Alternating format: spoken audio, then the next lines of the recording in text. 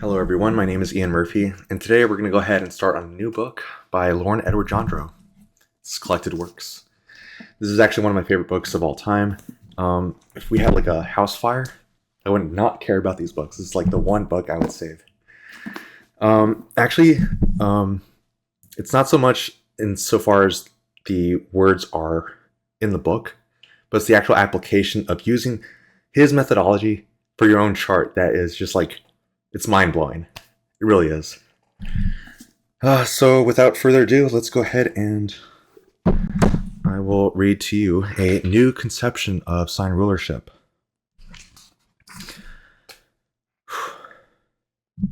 One second.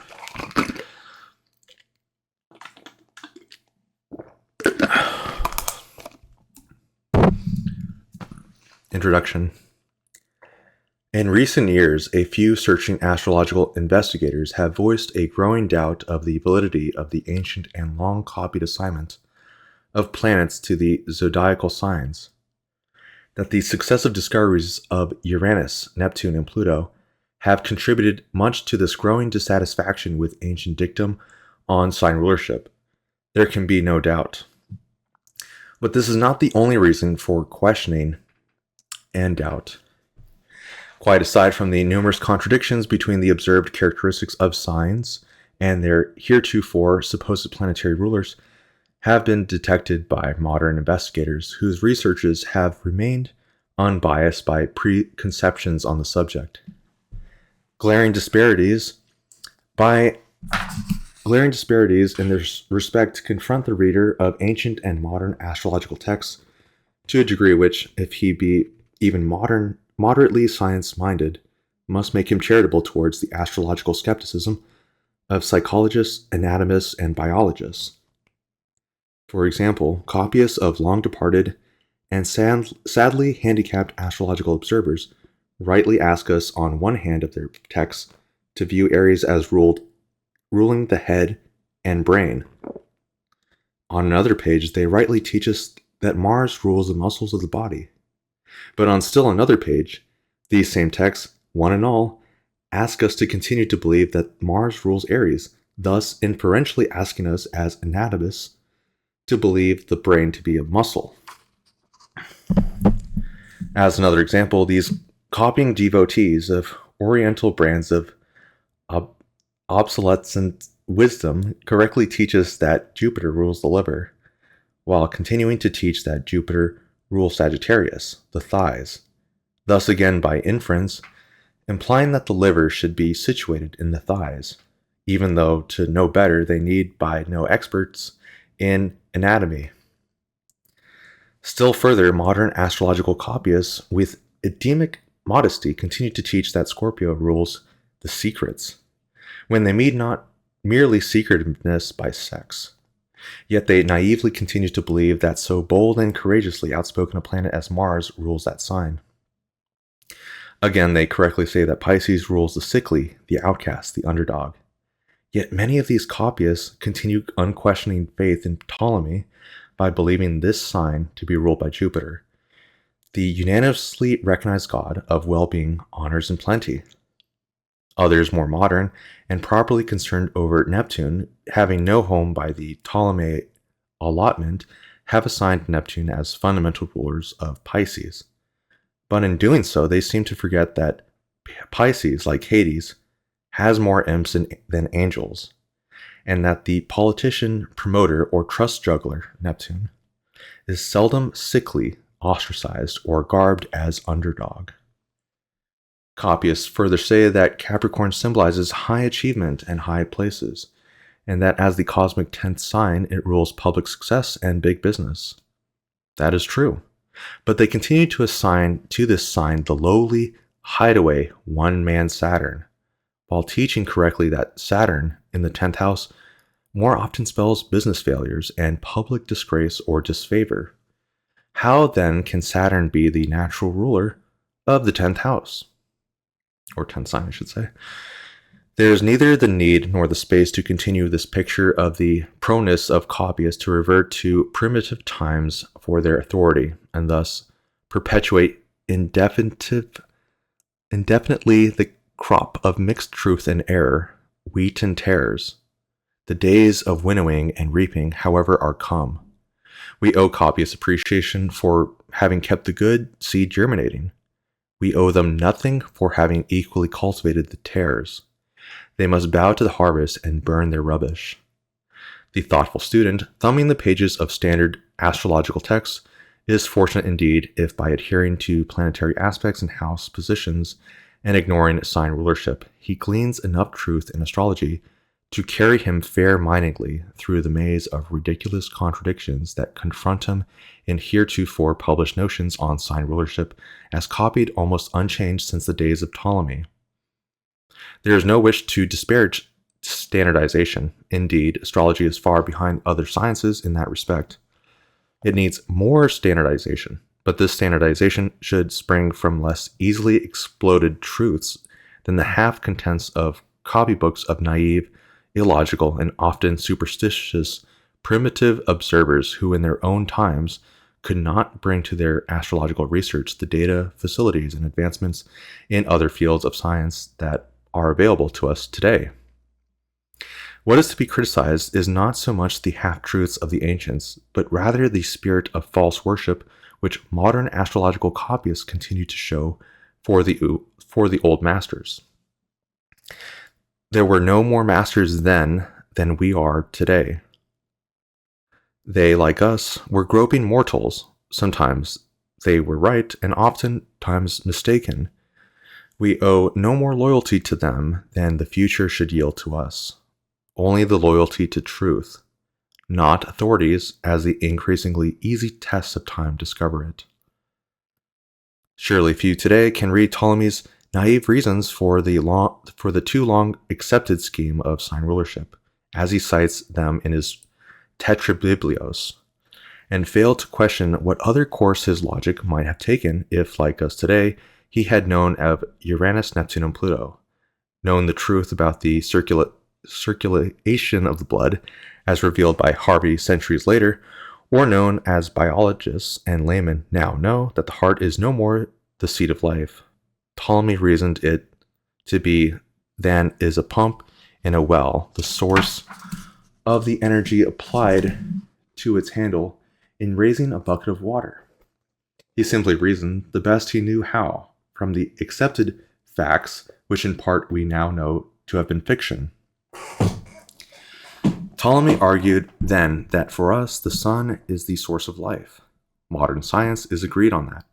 But by wrongly supposing the heart to be the seat of human life, Ptolemy assigned the sun to Leo.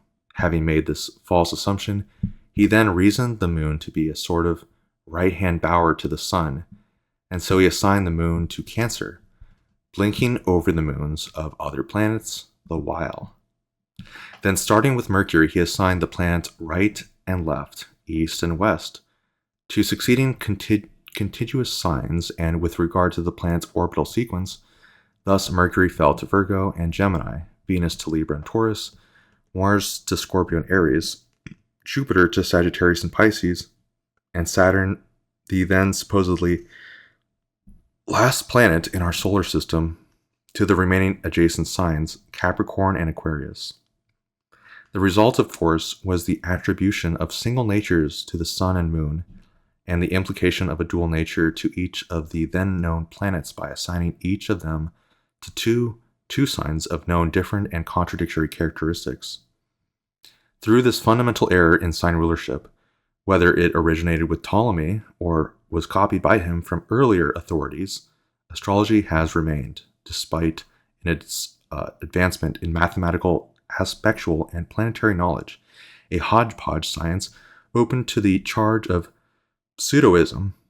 Indeed, some post-Ptolemy investigators, finding the lords of the houses as determined by this ancient notion of sign rulership, do not make sense when tested against the facts of individual lives, have seen fit to attempt to correct the error by changing the house divisions instead of changing the sign rulers. Thus arose the controversies between the champions of Placidus, Campion, Regiomontanus, and other schemes of house divisions, while the relative merits of the Placidian and Campanist divisions deserve clarifying mention. They must be passed over in this text with the mere reminder that none of the controversial methods of house division affect the 10th, 4th, 1st, and 7th house rulers. Only changes in sign rulership can square the rulers of these houses with the facts of life.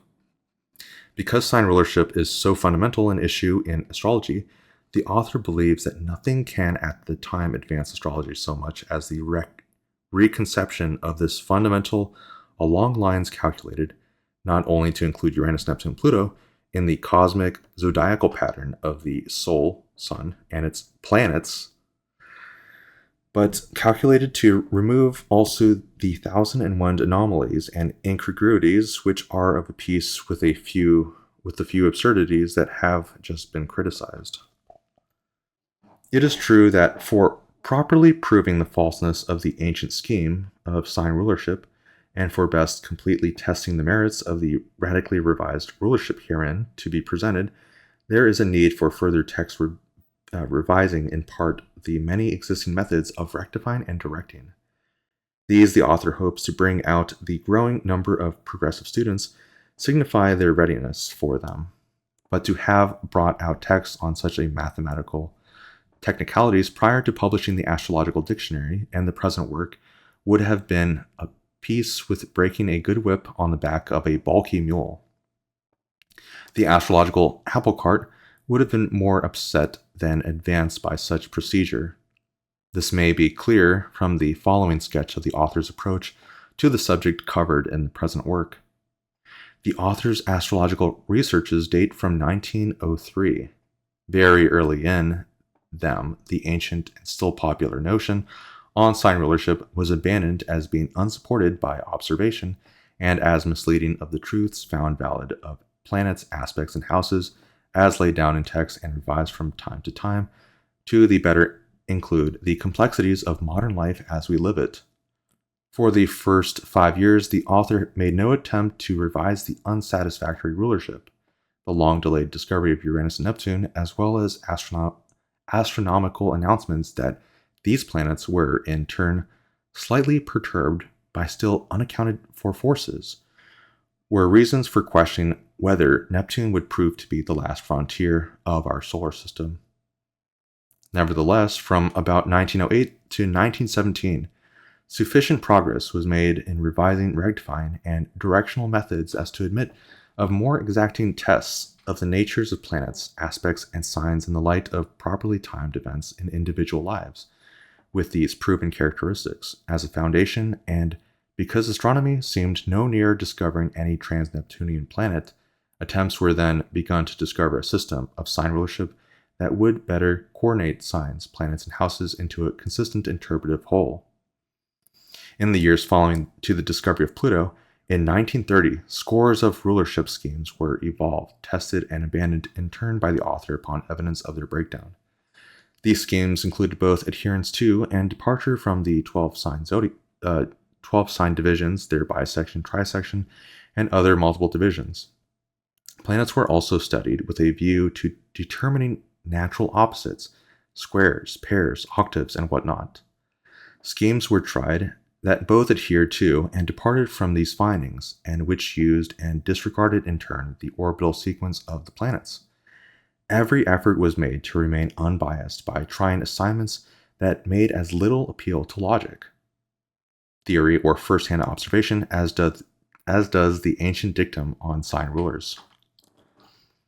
During this period, the three-dimensional 8-divisional principle, circles D and R of chart on page 8, was worked out and found to be valid, as explaining certain differential characteristics of the signs and half-signs, irrespective of the planetary rulers that might be assigned to them. But because Pluto was then unknown, there was always something wrong or lacking in every possible assignment of the planets to those 8 fundamental divisions, and either the Sun, Moon, or Earth had to be considered to fill the gap, though to invoke any of them seemed illogical, as will be pointed out later. For instance, if the first 45-degree division 0 Aries to 15 Taurus was assigned the Sun or Moon, and if the planets were all advanced 1 division, 45 degrees, to complete the circle with Neptune, or if Mercury and Venus were retained as shown in the chart on page 8, and the Earth or Moon was substituted for Mars, so as to advance the planetary series from there on to end the circle with Neptune, it was found long before the discovery of Pluto that planets and signs so coordinated were inconsistent with the proven nature of signs and planets. The same proved true of the subdivisions and subrulers circles R1 to R3. The discovery of Pluto in 1930, however, supplied the one missing link. The fundamental rulers R and the first subrulers R1, as given in the chart, were then found to reconcile the observed natures of planets and signs. These assignments have stood the test of 4 years in a very satisfactory manner and have proven a constant source of amazing revelations in the author's research and practice. In carrying the subrulership principle further, the question then arose whether to bisect or trisect the hour angles R1, and whether to include either the Sun, Moon, or Earth in assignments into such divisions. Again, regardless of theory, all these alternative details were tested the past 4 years, but with the result that the bisection of the hour into half hours, or 7½ degrees each circle R2, has proven far superior in detailing the natures of the quarter signs as tested with nativity, directions, eclipses, horary figures, with regard to individual and world events. This when the quarter signs were assigned the same sequence of rulers as were the major divisions, that is, adhering to orbital sequence and omitting the Sun, Moon, and Earth.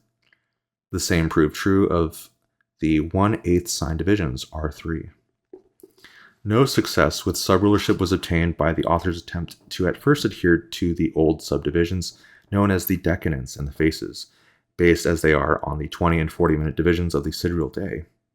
It was only when the division of the zodiac was approached with the same time values as those of the diurnal cycle, the 3 watches, 8 bells, 24 hours, 48 half hours, 96 quarter hours, that a real solution appeared in this knotty problem of rulership that had engaged the author's attention for so many years. One second.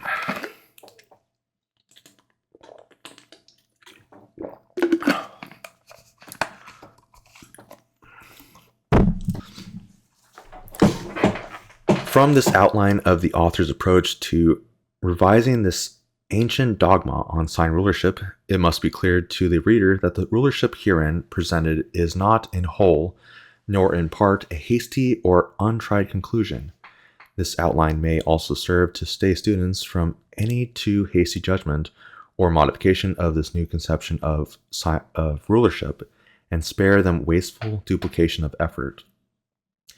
For the odds are many to 1 that what they may naturally enough at first blush suggest as a further modification will be one or another of the many rulership ideas the author has already tried, tested over a period of years, and found clear reasons for abandoning. For the faculty of critical examination knows no favorites. One's own pet theories must be abandoned or modified as readily as those of others when and if they prove false, inadequate, or incomplete. This submitted rulership may or may not be final, but it is the labored conclusion of many years should entitle it to careful consideration by those who, with strange awe of ancient authority, have never questioned such absurdities as those criticized on pages 3 and 4.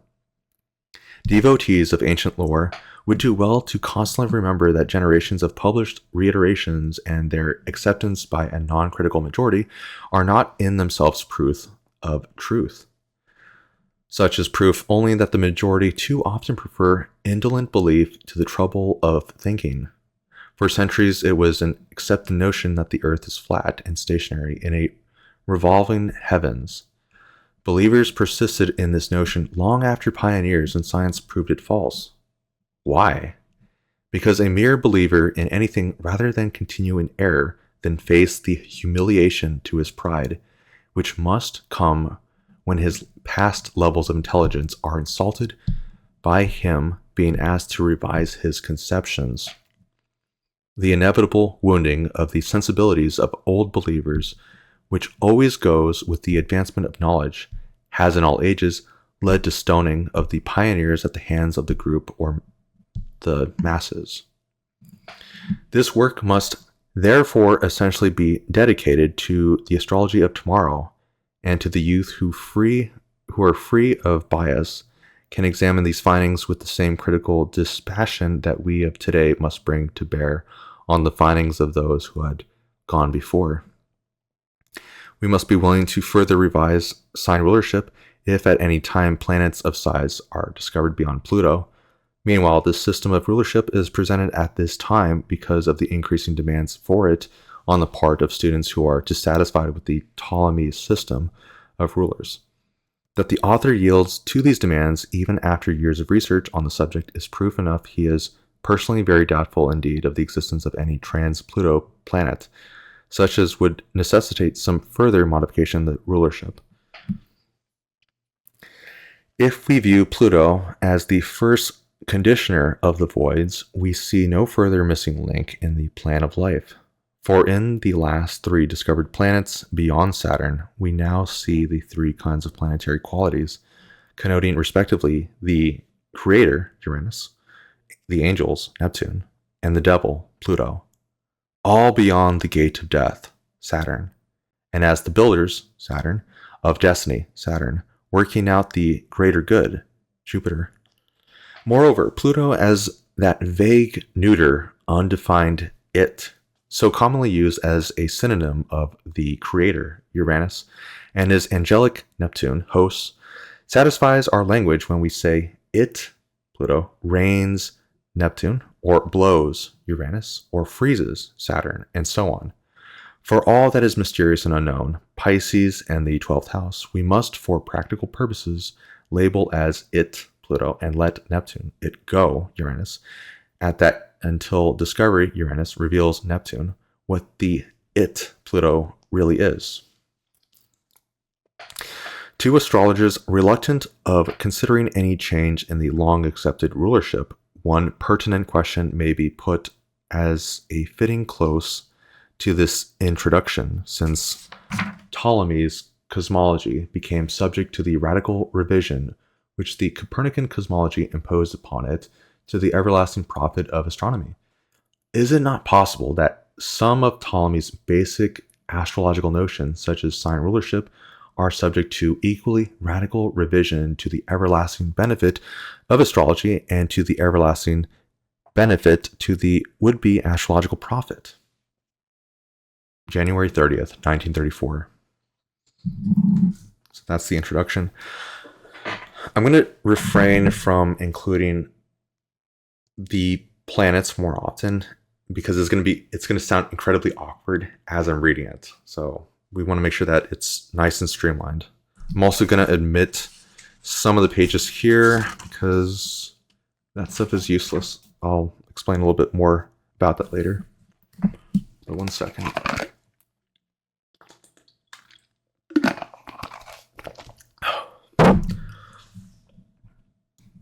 Sign rulership.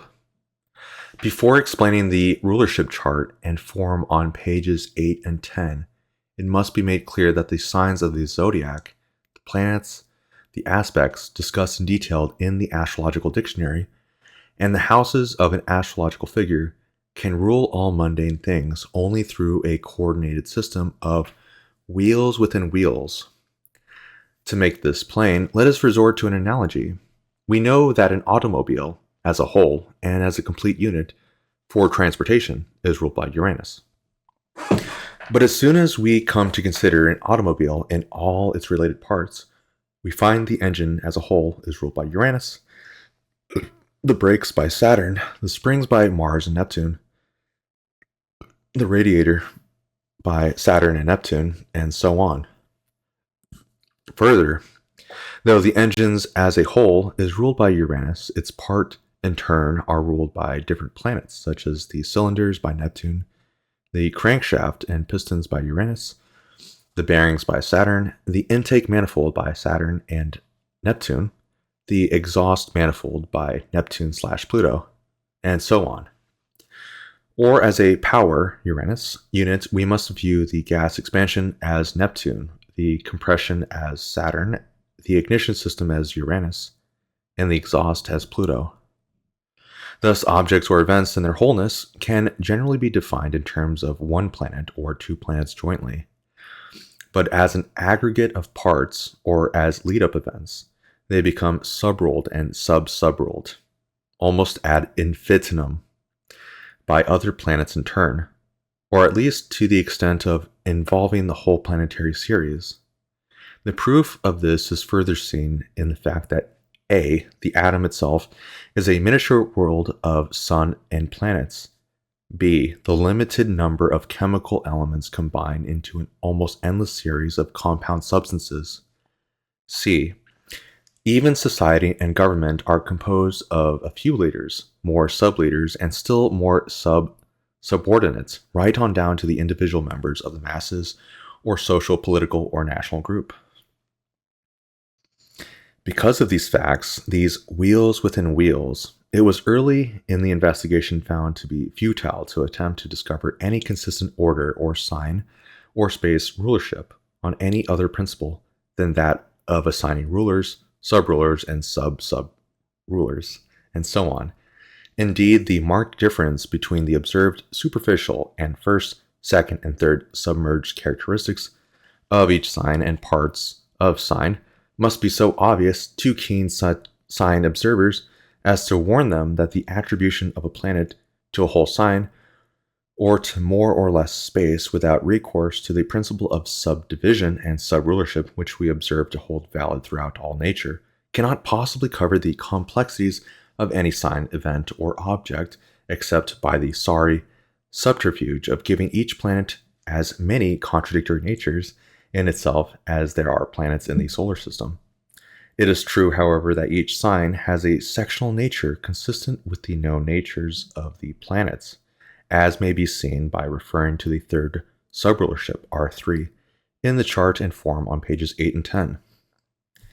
In the mimeographed brief of the subject, readers must here be left to their own few further meditations on the validity of resorting to a system of rulers and subrulers, and our attempts to clear up the tangly skein of rulership and life.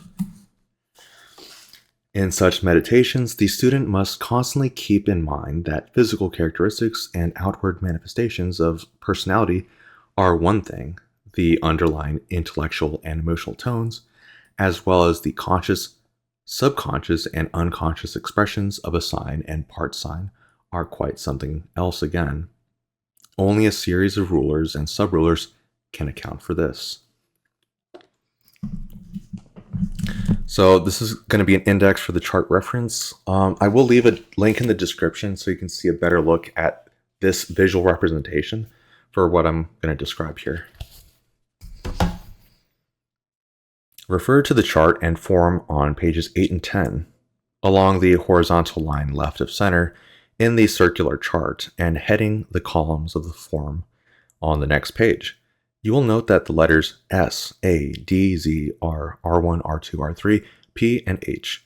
These letters are indices of their respective circles in the chart and columns in the form. Briefly, these letters and their respective circles and columns mean as follows. S. The conventional symbols of the aspect angles given in circle and column A. The symbols noted for the author's added aspects 1575, 105, and 165 are arbitrary, but as these angles become accepted aspects, standard symbols for them should be agreed upon by astrologers. A. The astrological aspects as they connote the beginning and middle of each zodiacal sign and their rulers are, and first subrulers are 1. That is, these astrological aspects are based on the 24-hour angles of the circle. These become our angles of viewing and expressing the qualities of the planets, forming such mutual angular relations as seen from the Earth, the stage of our lives. Details of all these aspects are given in the Astrological Dictionary and cannot be repeated in the present work. The aspects are shown as east and west, or dexter and sinister in ancient terminology, as laid out from 0 Aries east and west around the circle to 180 at 0 Libra. These notations in circle and column A are for the purpose of coordinating the present work on sign rulership with the corresponding tonal and subtonal natures of the aspects as given in the Astrological Dictionary. D. The respective first dimensional, second dimensional, and third dimensional characteristics of the half signs and of the 3 hour angles of 15 degrees each, into which the fundamental 45-degree rulership R of each planet is trisected as per circle, and columns R and R1. These 3 dimensions are indicated by the line, square, and cube. They, of course, connote length, breadth, and depth or height. The so-called fixed signs, Taurus, Leo, Scorpio, and Aquarius, became viewed as fixed because they neither run along one dimension nor run around 2 dimension.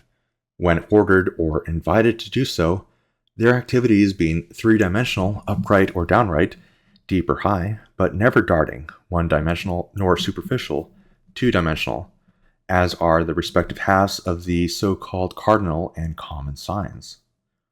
Solidarity is a better word than fixed to apply to these so-called fixed signs.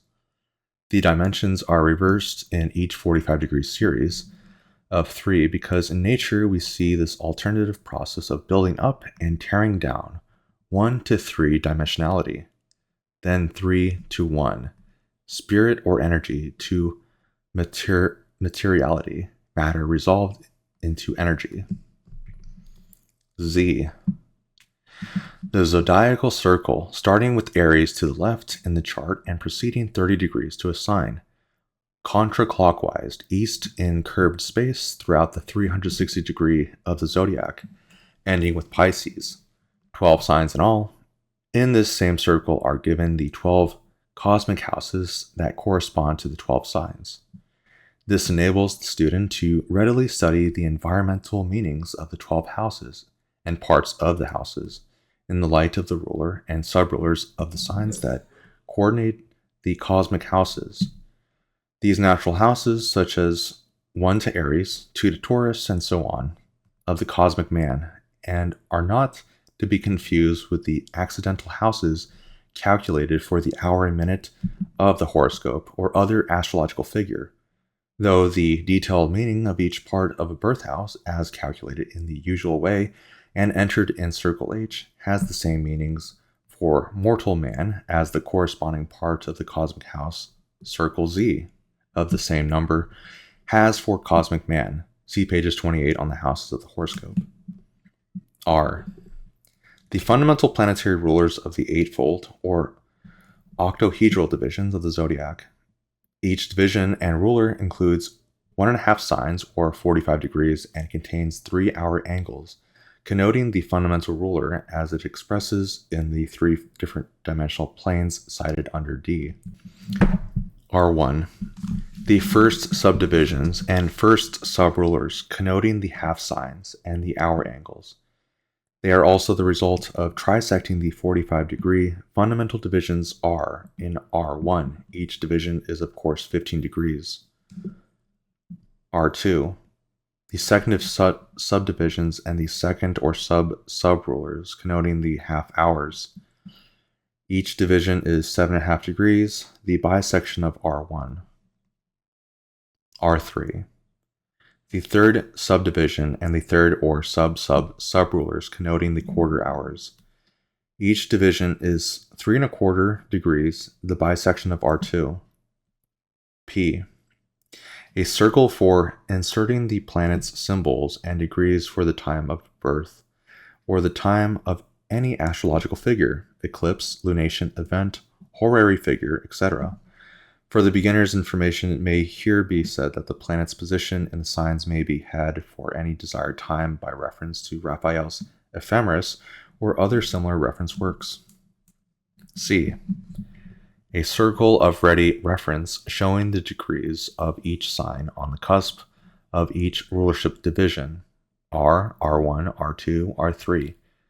This facilitates inserting the planets P and the houses H in their proper places in the chart. H.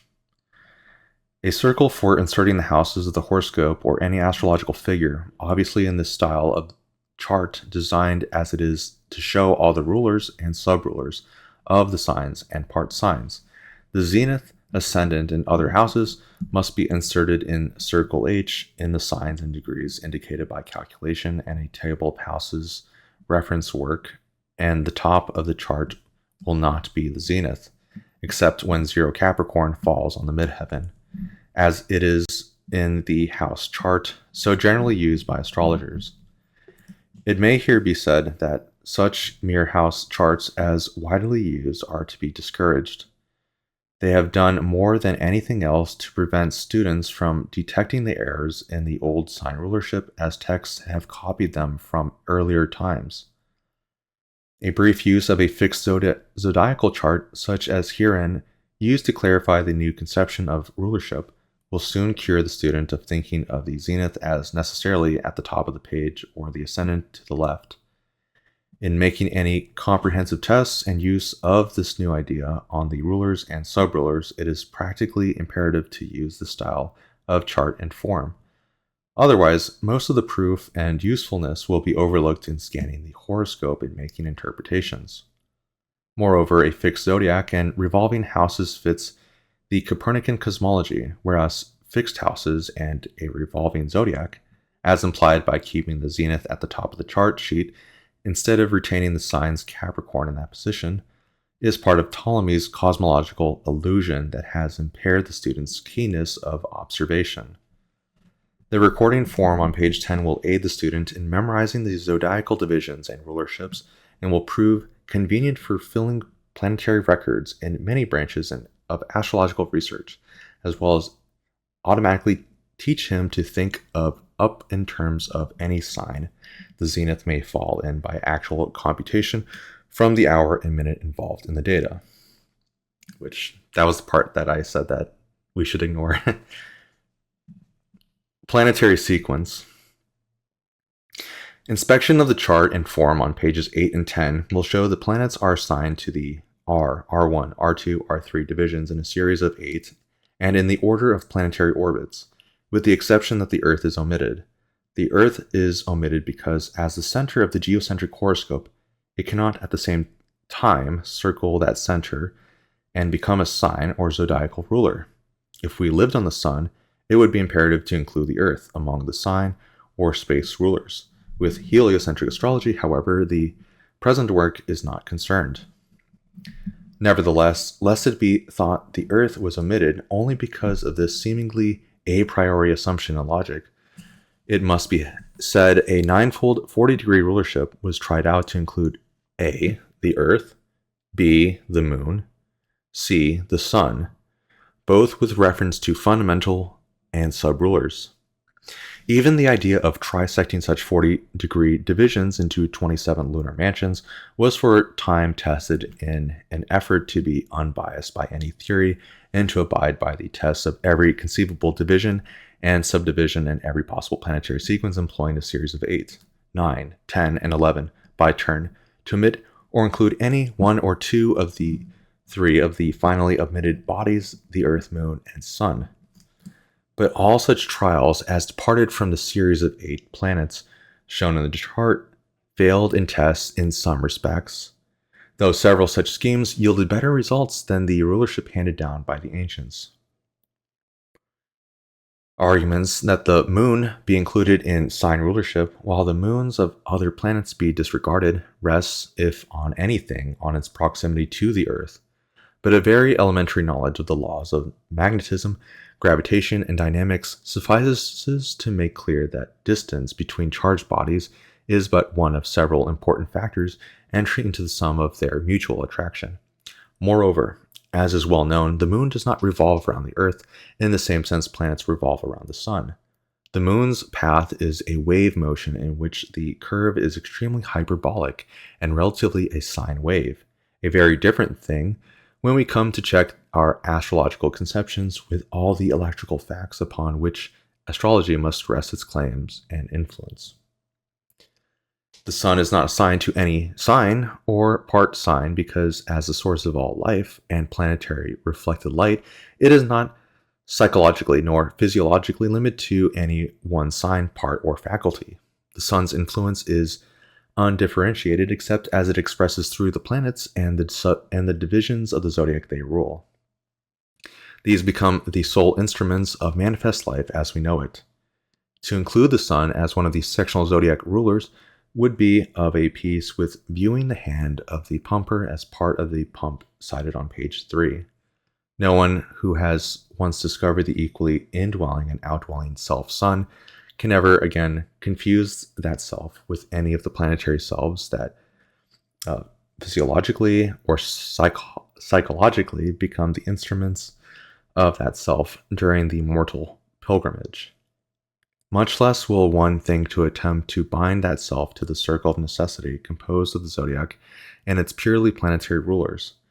But aside from these reasons for omitting the Earth, Moon, and Sun as zodiacal rulers, there remains the excellent reason that all systems which attempted to include them would not work. Fundamental rulers and subrulers. In further explanation of the fundamental rulers, refer again into circle and column R in the chart and form on pages 8 and 10. This circle and column give what may be termed the fundamental rulers of the zodiac circle Z. Note again that each of the 9 planets, except the Earth for reasons already cited, is assigned 1.5 signs or 45 degrees, beginning with Mercury at the first of Aries and proceeding in zodiacal and orbital order throughout the zodiac, Pluto ending the sign and planetary series.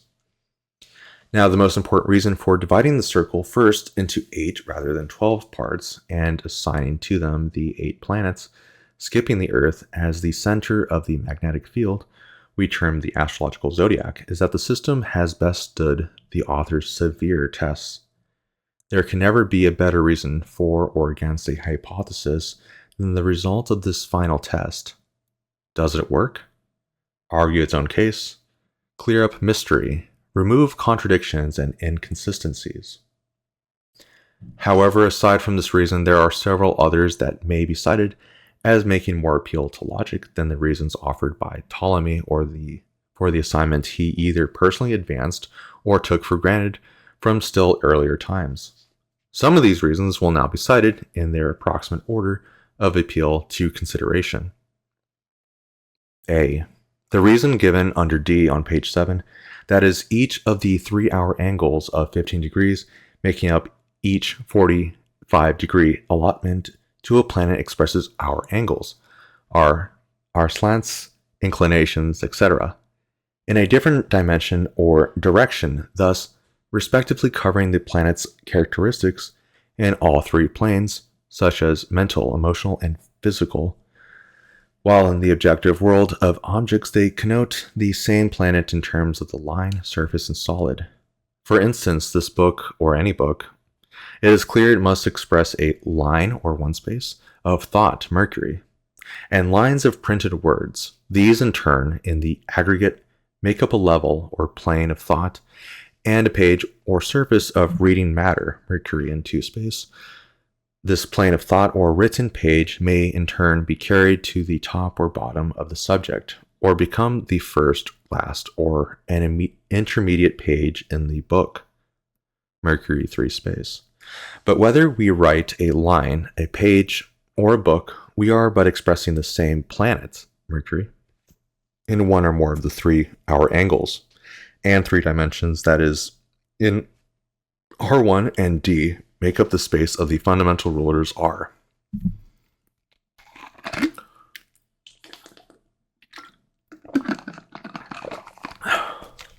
The same holds true of our tastes, arts, comforts, amusements, Venus. As sculpture under Venus 3 space, paintings or art prints under Venus 2 space, or beauty of line under Venus 1 space, or conversely a line, page, or book of poetry, art, music, etc. The same is true of Mars, for there is such a thing as a battle line, a battlefield, a war trench, or nails, sheet, steel, or steel ingots, and so on. So too with our sense of values, Jupiter. They may manifest along a certain line, express as plain, ordinary values, or take the direction of higher or lower or more solid values, or we may be proud of our lineage, are surface showings or of the height or depth of our honor. It is equally obvious that Saturn may express as a line, field, or height or depth of labor, duty, application, meditation, etc. Uranus may travel along, travel around, or convey us up or down, and it may express as either narrow, one space, broad, two space, or upright and downright, three space, leadership, etc. Neptune may manifest as a stream of water, a shallow expanse of water, or as a deep water or descending rain.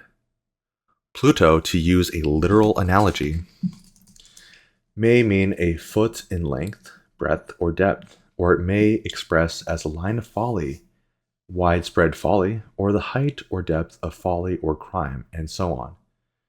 Choose any planetary word from the Astrological Dictionary, and still you will find it may express that word in any one or two, three of its dimensional significance. It is this dimensional principle that gives direction to each planetary meaning, and there is no easier way to prove that fundamental rulers than to check the signs against them in the light of the Astrological Dictionary and circle D of the chart. In doing so, however, you should at the same time consider the word nature of the first subrulers, R1, as further qualifying the fundamental rulers R, meaning in 1, 2, and 3 dimensions. B. The so-called fixed signs, Taurus, Leo, Scorpio, and Aquarius, reveal to keen observers far greater characteristic contrast between the first and the last halves than do the so-called cardinal and common signs. As great a contrast, in fact, as is to be observed between the first half of cardinal signs and the last half of common signs. Why this is so is plain when we note that the changes in fundamental rulers take place only at the cardinal points and at the middle of the fixed signs. The less radical changes in characteristics that occur at the other hour angles of the zodiac or sidereal day are changes due only to dimensional differences in the same ruler and to changes in the subrulers R1 to R3. C. There are only two fundamental crosses in the circle. They are St. George's Cross and St. Andrew's Cross. These correspond to the beginning of the cardinal signs and the middle of the fixed signs, and together they form the 8 fundamental divisions of the circle as per R. D. The trigonometric functions of the tangent and cotangent, as well as those of the sine and cosine, have the same logarithmic values at the middle of each quadrant, middle of fixed signs. That is, the tangent and cotangent of 45 degrees are the same, and so is the sine and cosine.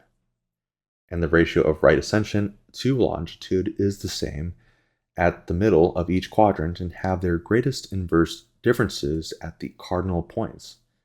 Thus, mathematically as well as dimensionally, as per D, each semi-quadrant or 45-degree reverses the values and order of one preceding and following it, like a saying and unsaying under change of rulers. E.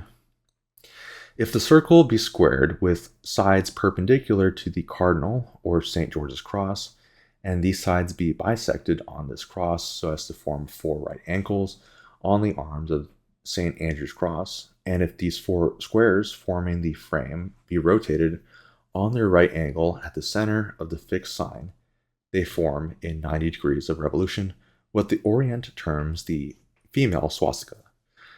When rotated through 180 degrees, they form the holy or Christian cross. Turned through 270 degrees, they form the male swastika. Upon completing their revolution through 360 degrees, they again form the square or frame. Thus, the swastika symbolizes, among other things, the transition of the frame or physical to the cross or spiritual, and back again to the frame or physical through the revolution of the circle of necessity, or perpetuity, as it expresses through the union of male and female as symbolized in the 2 different swastikas formed by the revolving right angles. An art drawing of these facts has hung in the author's study since 1920, explaining it in detail to a Mason left him believing to this day that the author must be a Mason, though such is not the case. This seems to show that the principle of the two crosses, one revolving on the arms of the other, must have been known in Solomon's time, as also that the swastika, far antedating Masonry, points to early knowledge of the true relation of the moving and fixed crosses as defined in the zodiac by cardinal points and the middle of the fixed signs. F. Okay, this is kind of cool for theologians. Translation of an old Coptic manuscript dating from the early 2nd century reveals an apocryphal lost gospel in which Mary Magdalene questions Jesus on destiny and fortune-telling, and to whose questions on predicting he in one place replies, quote, "They, the soothsayers, cannot obtain any truth since I have changed their influence, their 4 angles, their 3 angles, and their 8 configurations." End quote. Does this mean the correct division of the circle of necessity was known prior to that and by him?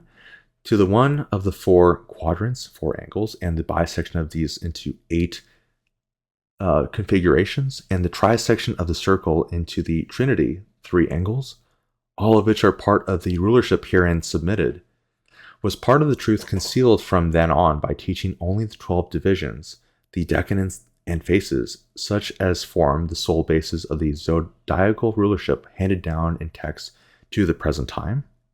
The reader must draw his own conclusions. Nowhere in that Coptic manuscript has the author found reference to the 12 signs. Such references are found only in the undeleted gospel intended for general dissemination from his time on.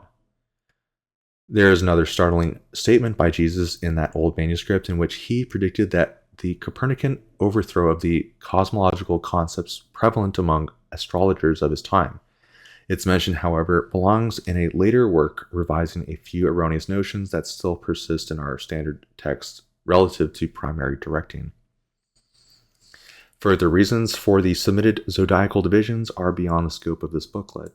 They would perhaps mean little to the majority of astrological students who in last analysis will judge this new conception of sign rulership solely by their ability in scanning and interpreting horoscopes.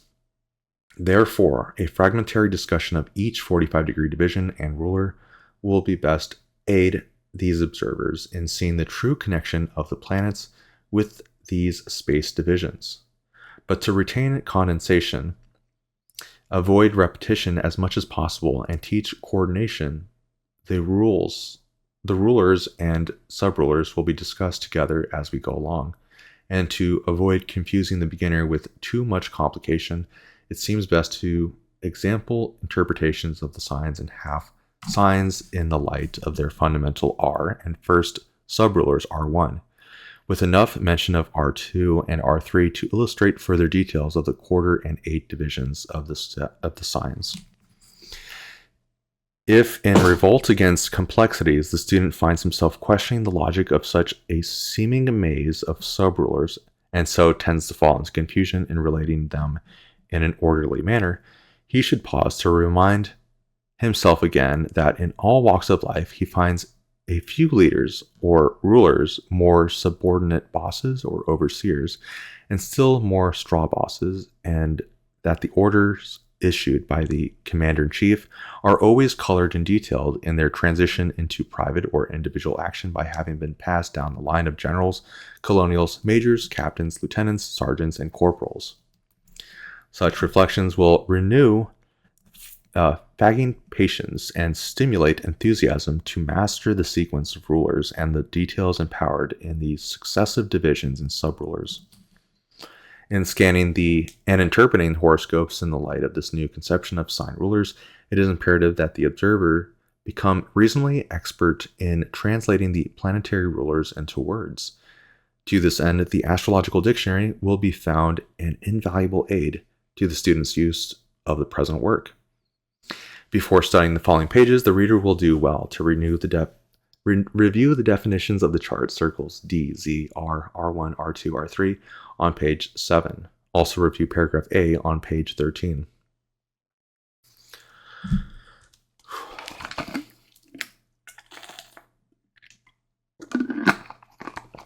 Very important. In studying the following outline of signs and rulers, 3 things are very important. 1. That the reader may refer every statement to the chart and form on pages 8 and 10, and that the reader do so with adequate knowledge of what each planet rules in terms of words as given in the Astrological Dictionary. 2. That the reader keep in mind that every bracketed planet and chart or form index such as D, D1, R, R1, etc. refers in the text to the key word or words, whereas a rule they are connected by comma and or immediately preceding the parentheses. In no case associate the bracketed planet or chart index with a word following it. In the text, D1, D2, D3 in parentheses means the same as the line, square, and cube in circle D of the chart and form. The expression 1, 2, or 3 space, of course, mean the same as dimensionality to make this explanation of the coding clearer. Refer to the 4th line of the first paragraph under 0 to 15 Aries, wherein the text reads, quote, of an idea, theory, or opinion, Mercury, end quote. This means the words idea, theory, and opinion are all ruled by Mercury, as would be known by students of the Astrological Dictionary. In the last paragraph under the same heading, the word cerebral connotes Mercury R1, mind connotes Mercury R, straight and extensively connote D1, reasoning connotes Mercury R2, and consistently connotes Venus R2, and so on. 3. It is to be seen that the true meaning of any section or subsection of the zodiac can be learned by simply trying or tying together in phraseology the words in the Astrological Dictionary, ruled by the R, R1, R2, and R3 planetary rulers of the part of the sign being studied or interpreted. After 4 years of use, it is the author's belief that you will find that by this system of planetary word coding and the system of sign rulers, you can in short time learn more truth about each sign and part of sign than you could learn from a lifetime of observing horoscopes in the old way.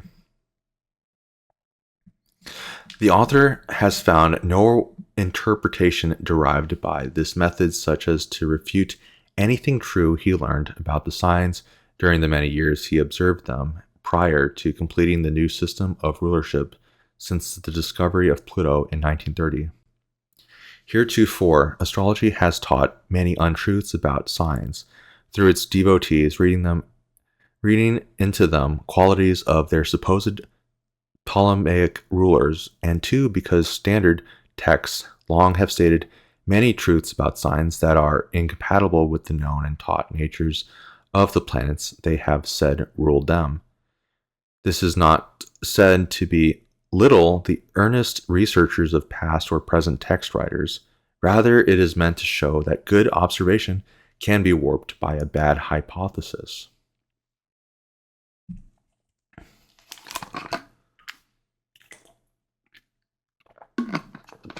And so we shall begin with a section of outline of signs, rulers, and subrulers. We'll start 0 Aries to 15 Taurus, which is ruled by Mercury. Subrulers, Mercury, Venus, and Mars.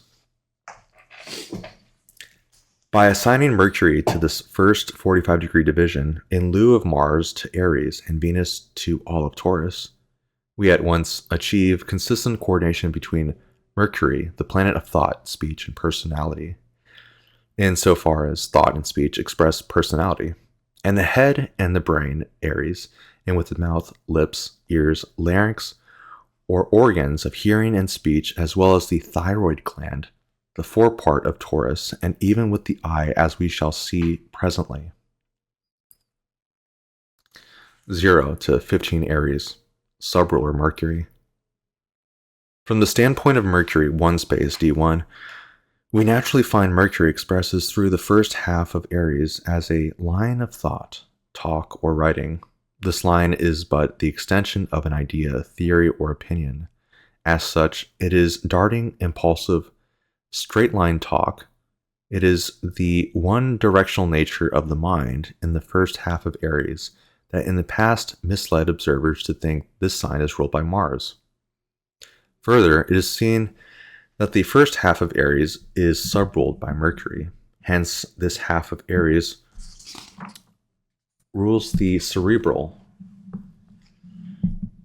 or the cerebral division of the brain. This in turn has its left and right divisions, or lobes, and these in turn have their subdivided sections or faculties, as well as further subdivisions, which for simplicity and to avoid overcrowding have been omitted from the chart and this brief work. Thus, the function of the first half of Aries through its ruler and subrulers is to express the cerebral part of the brain or mind in thinking straight, in reasoning out consistently an abstract idea suitable to inducing action that is right, good, or lucky. Such is the process of rationality and right-mindedness in matters of thought, speech, hearsay, and opinion. Not that speech nor hearsay as such is ruled by the first hour angle, as we are here speaking of the cerebration back of speech or writing, and of the thought reactions to hearsay, reading, etc. 15 to 30 Aries, subruler Venus. Viewed as Mercury two-space, as we see that the last half of Aries broadens the mind and transfers that line of thought above defined to surfaces, images, or observations. This may be termed the zodiacal sphere of a broad or observational mental survey. These two-space mental impressions come to us through the visual color sense, which ranges over the whole visible spectrum, from red to violet. These color rays from red to violet, as reflected from surfaces, produce electrochemical changes or impulses in the optic nerve via the lens and retina of the eye. If the eyelid be mechanically closed or the eye be blindfolded, no red to violet light wave impulse is received and the eye sees nothing. It is now seen that the system of rulers can be used in understanding the electrophysical and electromagnetic mysteries of vision, as the red to violet color sense conveys definite messages to the brain through the light reflected from surface objects. Further, the second hour angle, or the last half of Aries, rules the cerebellum and its subdivisions R2 and R3. Herein lies the theory of morals as to right behavior. In R3, we here see the post-Saturn pituitary Uranus and anti-Neptune pituitary Uranus hormones play in qualifying behavior and moral opinion. Note too that the blend of Mercury R1 and Venus R1 at the middle of Aries accounts for the long observed orational eloquence of Aries speakers. Mercury R.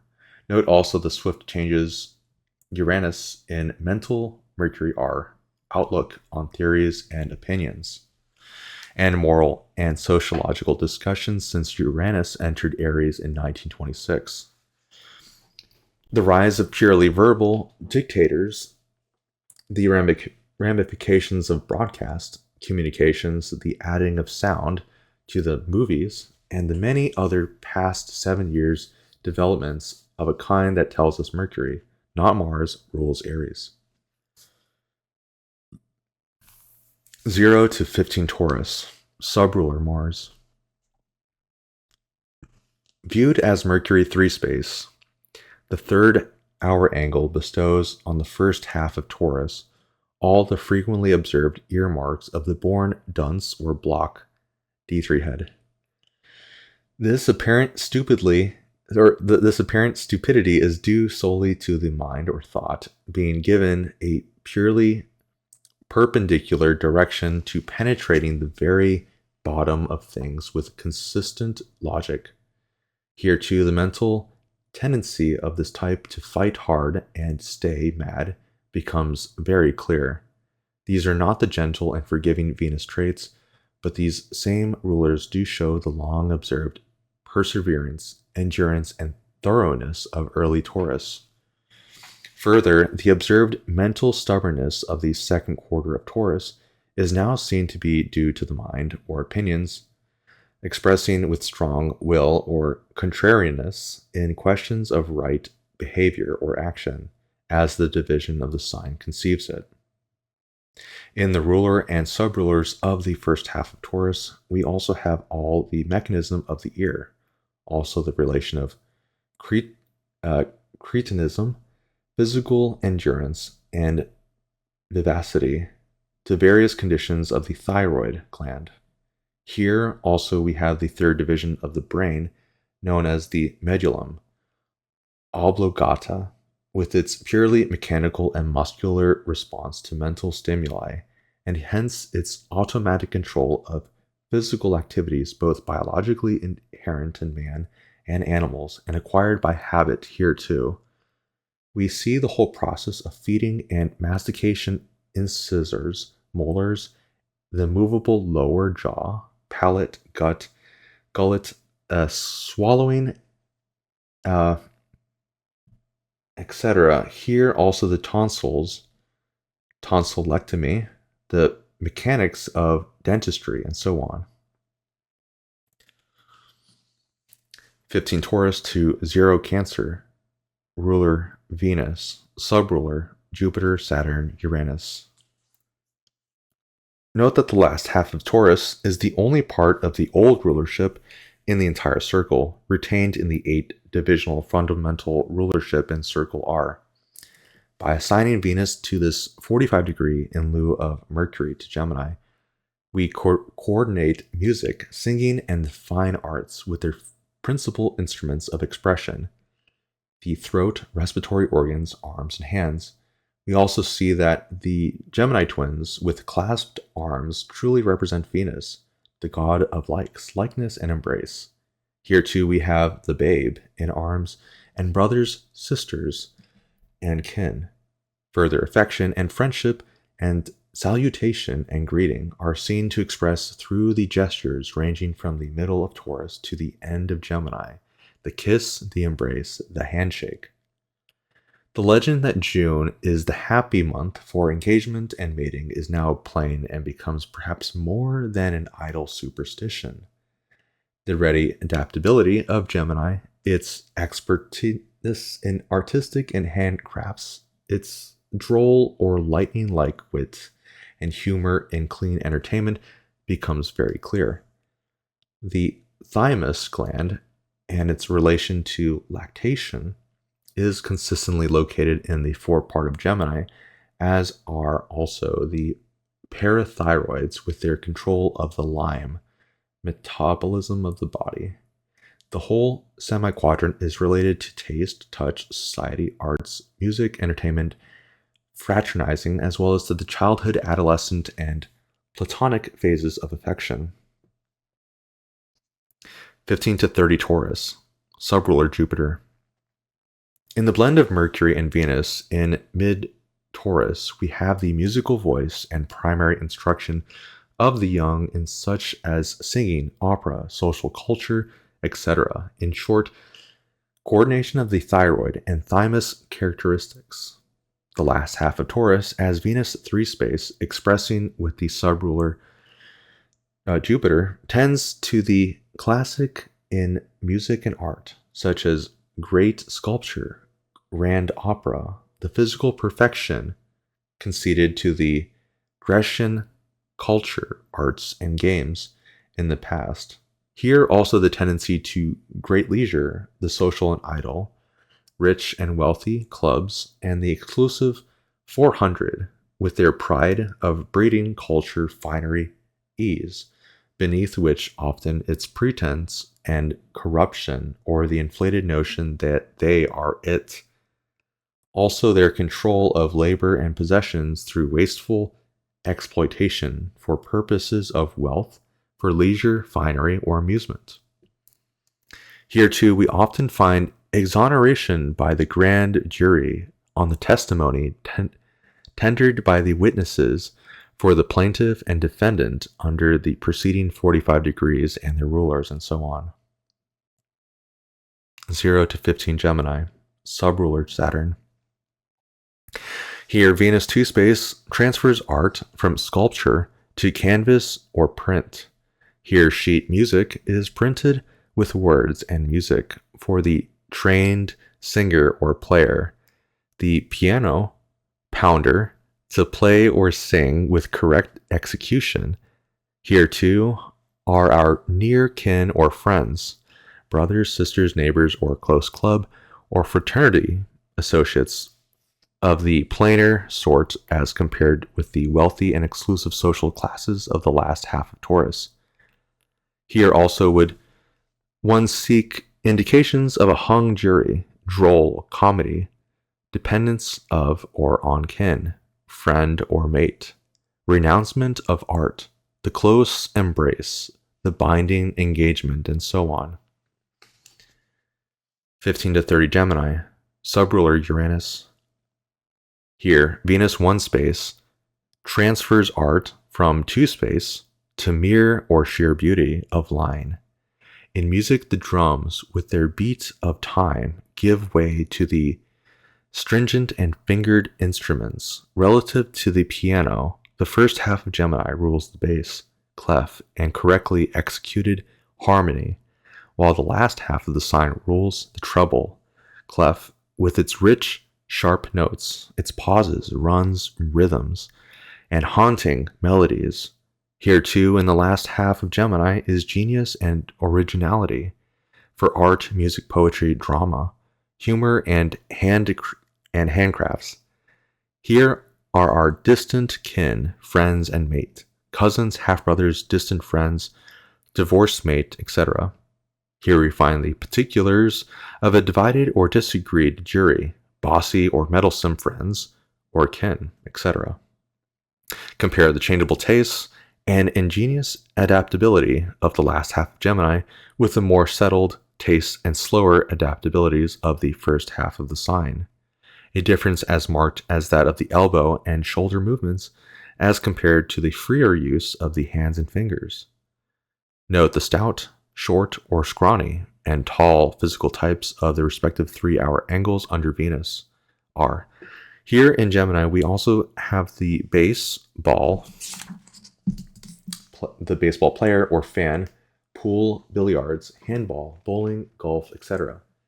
Hit and run or strike and roll games. Let adherents to the old rulership explain any of this on a basis of Mercury ruling Gemini, with or without subrulers. Check up the relation of afflicted Venus relative to lungers. 0 Cancer to 15 Leo, ruler Mars, subrulers Neptune, Pluto, and Mercury. In assigning Mars to this semi-quadrant instead of the Moon to Cancer and the Sun to Leo, we at once explain the redheads, prize-fighters, wrestlers, army men, physical culturists, firemen, policemen, wars, etc. So often found tied in with various parts of this 45-degree section, we also have the reason why Mars afflictions, natal or progressed, so often affect the stomach and heart, while afflictions of the Sun and Moon, the supposed rulers of these signs, do not indicate stomach or heart troubles unless their afflictions be by Mars or inform this semi-quadrant with particular reference to the last half of Cancer. The author's observations have verified this, so will yours.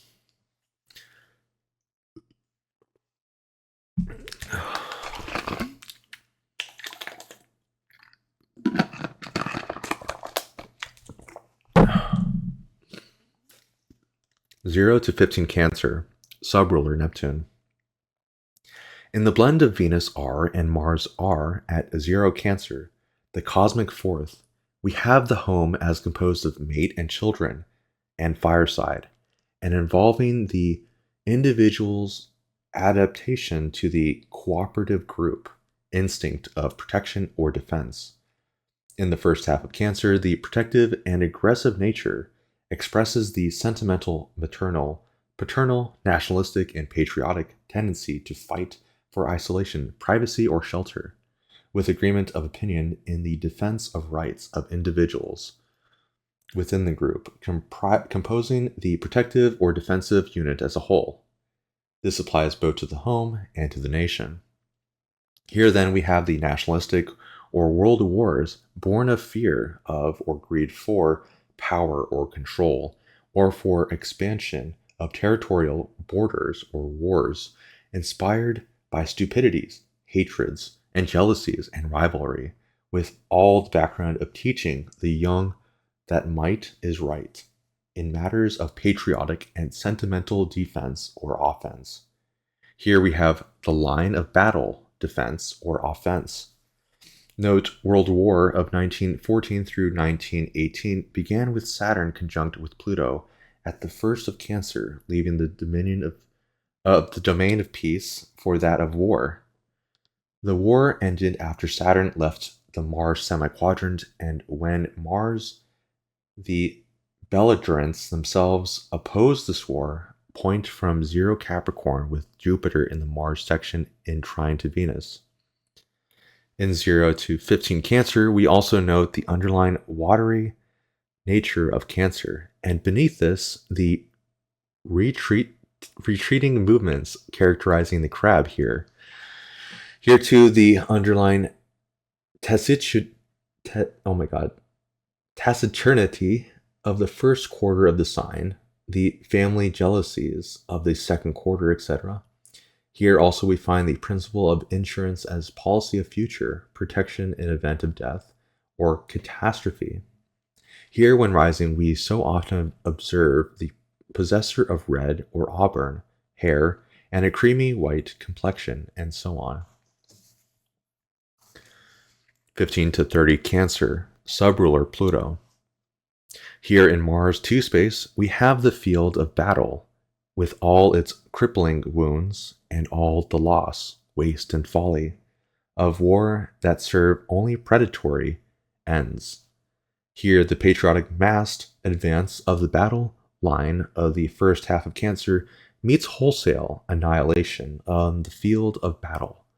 Neptune was transiting this hour angle during the forepart of the World War. Here, likewise, is found the ulcered or cancered stomach and the weak heart, the lost fight, crimes of violence, devastating fires or accidents, infected wounds, valor in shipwrecks, submarines, enemies in war, weak executives, bad actors, and so on. 0 to 15 Leo, subruler Mercury. Here in Mars 3 space, we have trench warfare, army fortifications, firehouses, etc.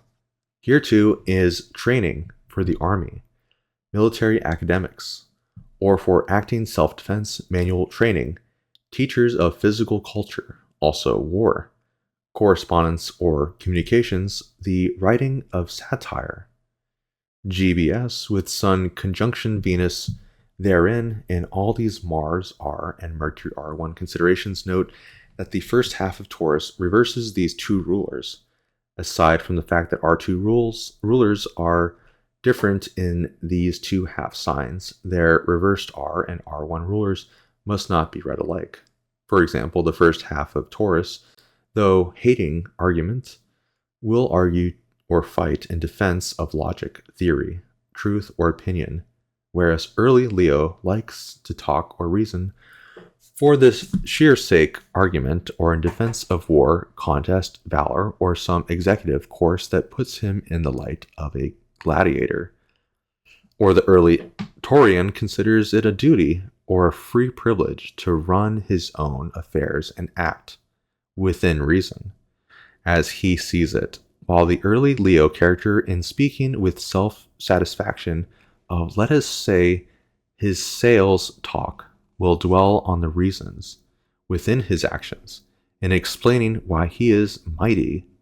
Here then we find the understanding heart and the urge to express ideas in terms of courageous action. 15 Leo to 0 Libra, Jupiter.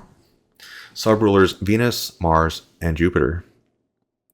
In assigning Jupiter to the semi-quadrant instead of the Sun to Leo and Mercury to Virgo, we anatomically coordinate the liver, pancreas, intestines, and possesses of simulation with their ruler Jupiter. No Jupiter organ or functions is out of place, like they all would be under the old notion that Jupiter rules Sagittarius. The abdominal Virgo girth of Jupiter types is made very clear. The banking, brokerage, commission, financing, and investment nature of the last half of Leo, and the store office, merchandising, and statistical nature of Virgo are now easily understood in their true relation to money and goods. The host of lawyers, judges, and justices with late Leo or with Virgo rising are no longer a mystery. The royalty of late Leo and the stylishness and correctness of Virgo becomes evident as also the Virgo emphasizes on purity and righteousness and on standardization. 15 to 30 Leo, subruler Venus. Here in Jupiter 3 space, we have the banking and financial houses, and probably the gold standard. In this half sign, we have the giver of plenty, the forgiver with magnanimity, the friend or admirer, the nobility, the colors royal, the easy money, the ambition through bold investments, which in turn may be slow, conservative, or safe, functioning on manipulated, pretentious, or fraudulent, or utterly worthless. Here too we find many good actors or popular fame, dealers in luxury goods, salesmen, or high grade, the lawyer for the plaintiff. The luck of Leo in speculative ventures is seen to be fundamentally due to the joint nature of Mars and Jupiter. In the middle of the sign, it rests on lucky or right action. It is these joint rulers of Leo that give to the sign the warm energy, strength, courage, ambition, and magnanimity that led to the time-honored supposition that the Sun ruled this sign. Note that the R and R1 rulers of the last half of Leo are the reverse of those of the last half of Taurus. Distinguish between them in the manner exampled of the first half of Leo and the first half of Taurus. 0 to 15 Virgo, subruler Mars. Here Jupiter 2 space expresses as pride of appearance, and this may be associated with superficial righteousness, criticism, or etiquette of behavior on either traditional or modern grounds relative to teaching the young to behave right. Here also the clothing designers and cutters of styles. Paris is ruled by this half of Virgo. Here also we sometimes see the superficial righteousness, honesty, or respectability used by thieves or embezzlers in stealing money or goods, if or when they think they can easily conceal it and escape. In this get the money outlawry. Herein is the attorney for the defendant in the 7.5 to 11 and 11.25. We have the principle of patent law, legal protection of inventions, and so on. 15 to 30 Virgo, subruler Jupiter. Here, Jupiter in one space often expresses as pride of lineage, getting a right line on anything, or what we term a line of goods. It signifies also generosity, greatness, or goodness in a single direction, the one-track goody good, the greatly honored exoneration within the law or by the judge. Here also the dependable and enduring or fleeting or uncertain future rewards of merits or lost faith or confidence through lost fortune, respectability, or rewards in the line of honor, fame. In this half sign, great or good fortune or honors of public or world may accrue, or be shared or divided, or come or not, through public enemies or exposed folly, and so on.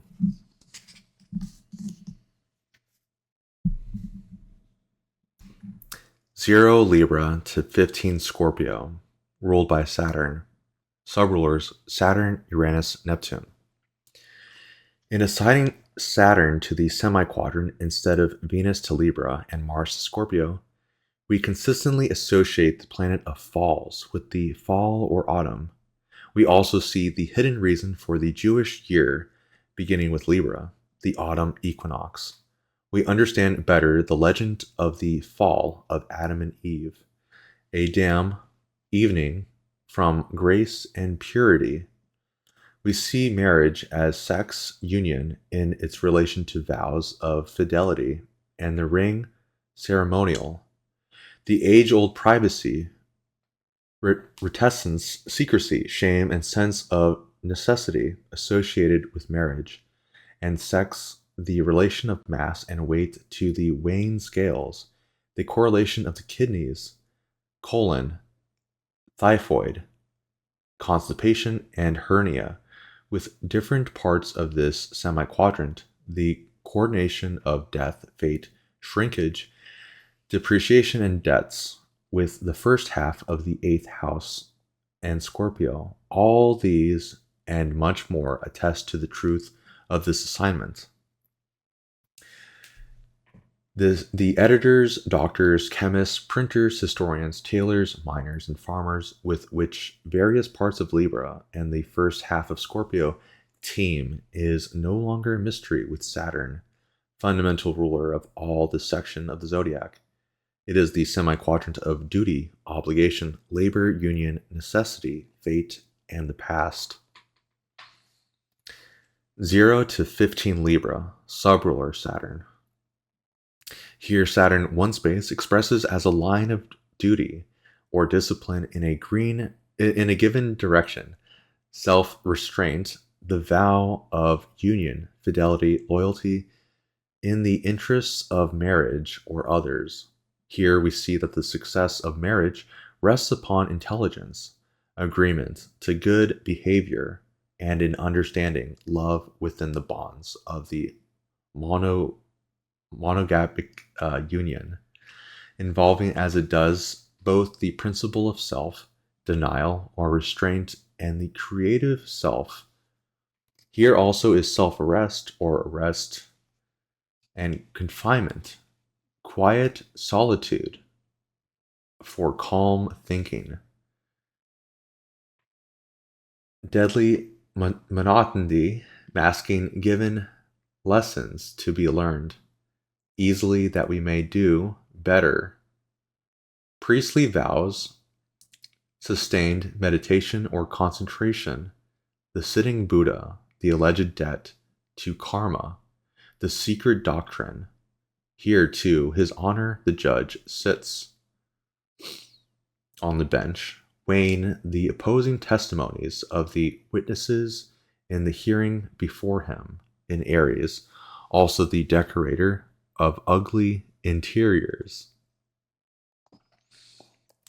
15 to 30 Libra, subruler Uranus. Here, Saturn 2 space expresses as our obviously plain duty, and also as plain clothes, plain labor, farm and field, building lots, and whatnot. Here, the farm labor or union strikers, riots, bosses, farm machinery, trucks, tractors, threshers, reapers, industrial unionism, the plain clothes, investigators, the generative self, union or bond, and the differentiation in the male and female selves. Here too is divided attention, freedom of or under bonds, free union or restraint of passion, printing machinery, railway, builders, some power utilities, freeing of slaves or from prison, survey or subdivision of land, good actors of intense tragedy, Bernhardt's Sun and Mercury therein, credit financing of auto buyers, profit to Treasury through federal seizure of gold. Jupiter transit 23 Libra, January 1934, railway bonds, automatic weighing and recording devices, rail mergers, pioneer settlers, and so on. 0 to 15 Scorpio, subruler Neptune. Here in Saturn 3 space, we have our upright or downright duty or obligations, prison or storage, houses, physical death, mining shafts or tunnels, etc. Here also the deep self absorbing emotionality, characterizing sex, affinity in union, the all-in-one, absorbing possessiveness with all its undercurrents of affectional selfishness and angry or defensive jealousies or great passion. Here too we often find emotionality concealed under a secretive, blunt, hard, brusque, or stoical exterior. Here is nature in primitive, crude, rugged, or brutal simplicity, the sham, hater, underlying compassion and sympathy, carefully masked, the resurrection of the dead, expansion of debts, and credit on building properties, mortgages, etc. Nakedness concealed, the electrochemistry of the seed, tune secretions, public utilities, water falls, credit deflation, discussions or agreements on payments of national or international debts, white slavery. In 0 Scorpio and the 8th cusp, we have the inheritance as legal transfer of possessions from the passing generation to the future or coming generation, and to near relations or distant beneficiaries, or to rival contestants. 15 Scorpio to 0 Capricorn, subrulers Pluto, Mercury, and Venus. In assigning Uranus to the semi-quadrant, instead of Mars to Scorpio and Jupiter to Sagittarius, we at once see the true relation of Uranus and Scorpio to generation, passion, electric power, etc., and to fall, elections, possessive jealousy, locomotion as psychologically related to the hip and knee joints, and transportation, racing, travel, foreign parts, exploration, designing, and invention, as they relate to Sagittarius. Here we have the biblical story of the creation from the voids as the foundation of religions, as related to the Creator, as we experience Him through Uranus. We now also easily understand the restlessness, venturesomeness, and gesturing oddities of Sagittarius, and its relation to hunting and gunnery, and the sign's symbol, half man, half beast, as symbolizing the Uranian transition of the race from the primitive to the humane and enlightened, through the higher development long associated with the 9th sign and house. Note the transit of Uranus through the semi-quadrant from 1894 to 1905, and the relation of this period to the automobile and machine age, and its culmination in mass industrial production in 1927, 28, and 29, while Saturn transited this Uranian semi-quadrant. The relation of Uranus to locomotor ataxy and paralysis of the legs is clear by this assignment of Uranus to the section from hip to knee. 15 to 30 Scorpio, subruler Pluto. Here Uranus in 3 space expresses as uranium or radium and the rare elements. Here are the powerhouses, railway stations, roundhouses, locomotives. In the middle Scorpio, the blend of Saturn and Uranus in D3 gives us the lead storage battery, electrophysics, and electrochemistry, the dawn of progress from the primitive or Stone Age severe earthquakes and volcanic action, sunken valleys and upheaved mountains. The struggle between dependence and independence on a large scale. The Boer Rebellion broke out when Mars crossed the middle of Scorpio. Here, too, is the culmination of the generative function, the outcast seed. Here also, in the last half of Scorpio, we have the lost explorers, crazy or foolish drivers, wrecked autos, devastating explosions, storms, quakes, the devil in man sowing his wild oats in sensual folly and reaping the whirlwind with abandon to sin. Here we often find crimes of jealousy and passion, racketeering leaders, or weak or ill will, lost strikes or rebellion, and so on. 0 to 15 Sagittarius, subruler Mercury.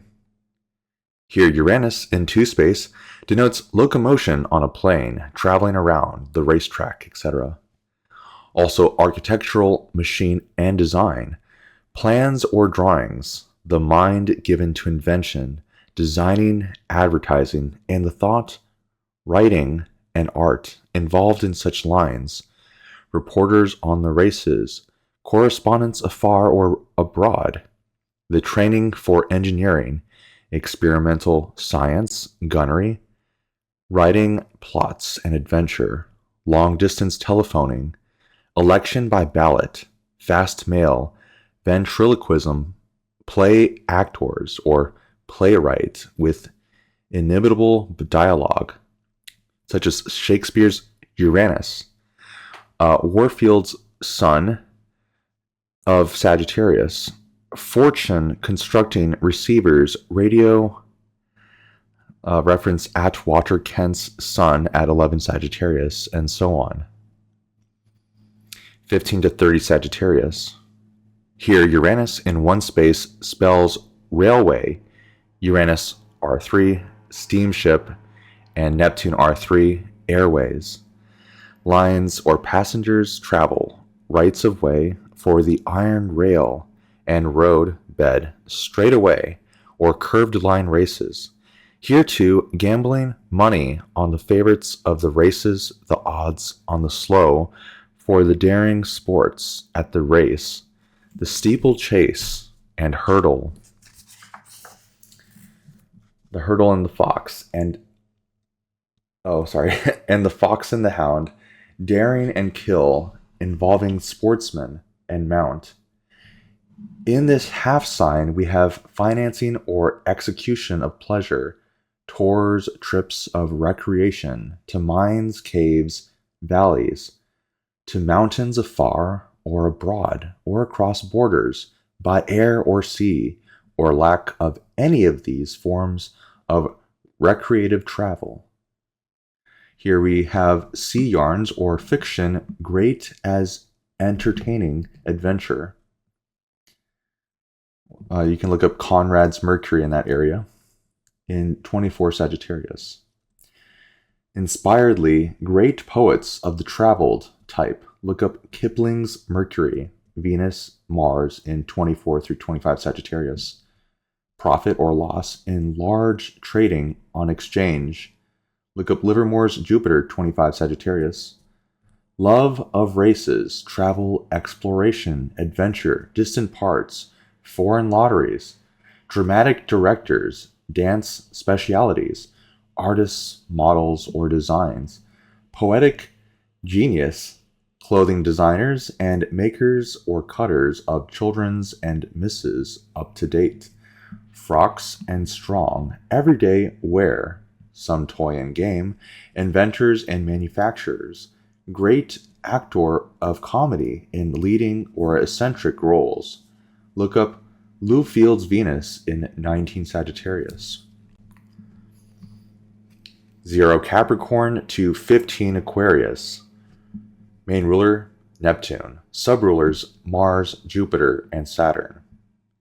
In assigning Neptune to this semi-quadrant instead of Saturn to Capricorn and Uranus to Aquarius, we at once see the true relation of Capricorn, the 10th sign, to corporations, politics, promoters, promotions, high positions of trust, business organizations and credit, international problems, democracy, government by politicians, publicity, high seas, overseers, etc.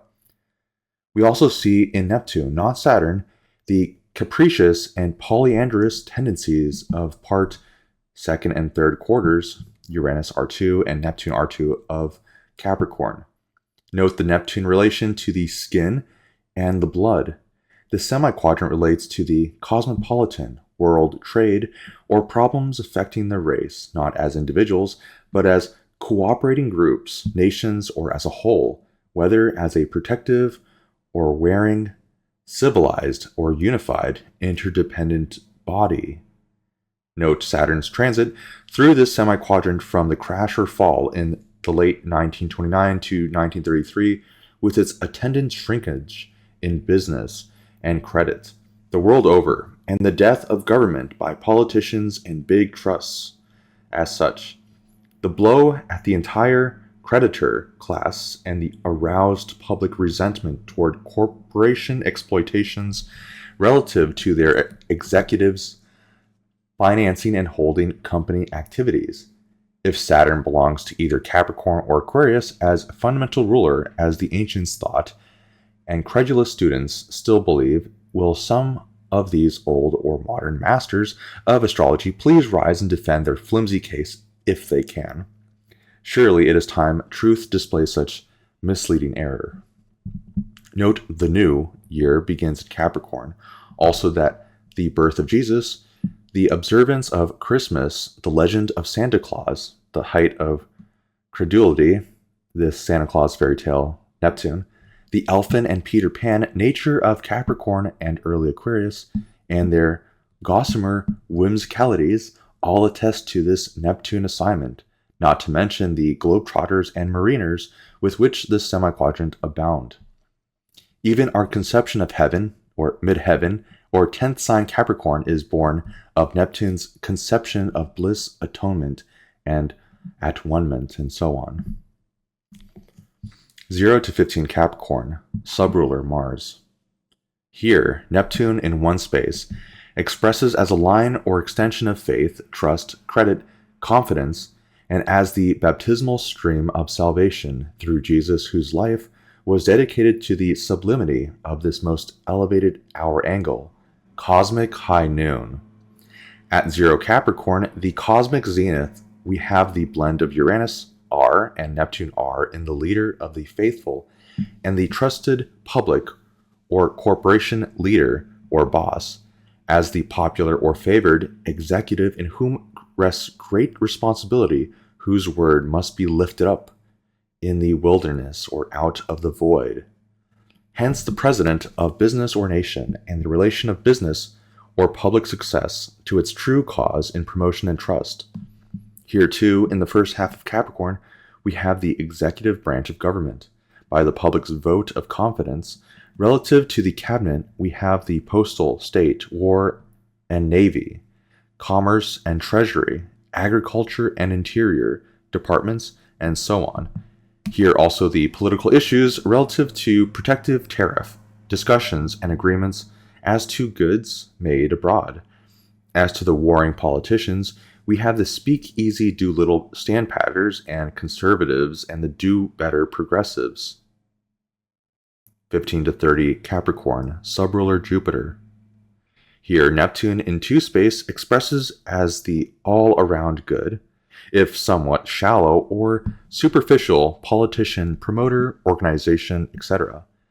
Big expanse of water, rights on the high seas, world finance, international corporation, lawyers and law, financial inflation, capitalistic exploitation, financial trusts, generosity in public, philanthropy. Here we also have the political members of the Senate, presided over by the vice president and made up of the various party elements, some safe, reactionary, or conservative, some radical, independent, or progressive, some utopian in the public interest, and some wholly corrupt. Here also the new legislation in either the interests of the public or the plutocrats, the former safe or conservative or radical or progressive, the latter in the interests of corrupt exploitation and plutocratic profits. In this hour angle, we also have great publicity, large profits with their undercurrents of profits and losses, as based respectively on sound advance and inflation collapse. 0 to 15 Aquarius, subruler Saturn. Here, Neptune in 3 space expresses as the upright politician, trust promoter, corporation, and as deep water or descending rain, downright humanity, the dependable servant of the public. Here in the lower house of Congress, presided over by the Speaker, etc. Here too, the denial, limitation, or deflation of credit and depression worldwide, and all the hard work to restore confidence. Saturn transit herein in 1932 through 1933 and early 1934. Frozen credit, or water as ice. Here also the advisor or friend of the self, confessing the adaptation of teaching theory and opinions to the self, evident. Self-revelation, illumination, enlightenment, or the self or thing in itself. In its house of glass and fate, seen in the crystal, frankness, candor, limitation or refusal of profits, masked or secret hopes or wishes, retirement from public or from publicity, deferred publication, voicing or cheering the masses, hopes, faith, or confidence, concentration on the abstract, self-suggestion or hypnosis, doctrine by faith or magnetism, the one in all, the last atonement, and so on. Carefully compare this section with the first half of Scorpio, where the rulers are reversed and qualify each other in the other manner. 15 Aquarius to 0 Aries, ruler, Pluto, subrulers, Uranus, Neptune, Pluto. In assigning Pluto to the semi-quadrant instead of Uranus to Aquarius and Neptune to Pisces, which has been the sole change in rulership made heretofore since Ptolemy's time, we complete the circle of necessity with what we term nothingness, dissolution, nihilism. Thus, alike, the thinking, loving, strong, civilized, primitive, developed, and enlightened man or race meets in ultimate the mystery of dissolution and infinity, which closes the circle in a cipher, beyond which there is only another beginning, Aries. By this rulership, we now understand the meaning of, quote, in the beginning, Aries, was the Word, Mercury R, and the Word was made flesh, Venus R, end quote, etc. Also, the meaning out of the voids, Pluto R, by faith, Neptune R, created, Uranus R, he all things, Saturn R, and found them to be very good, Jupiter R, end quote. This, then, is the semi-quadrant of the voids, lacks, waste, vacuums, vortices, interstices, infinity, the unknown, the great mysteries, the bottomless pit, Pluto R. And all that as yet, at any time, transcends human consciousness and solution, and thus becomes the only Hades we know. The 3-hour angles of this semi-quadrant become the x, y, z of algebra, as used in the solution of unknown quantities or factors. The sin and evil of this zodiacal section exists only because in our blind gropings and our experiments and experiences through the sea of revelations, we do not yet see through all of it, and so continue to grope, blunder, try and misuse that which thou now mystery must become like our feet in the mire, the final understanding, as we train the all-seeing eye or lens farther into the unknown. Microcosmically and macrocosmically, we shall come to think, feel, do, harbor, create or visualize no evil.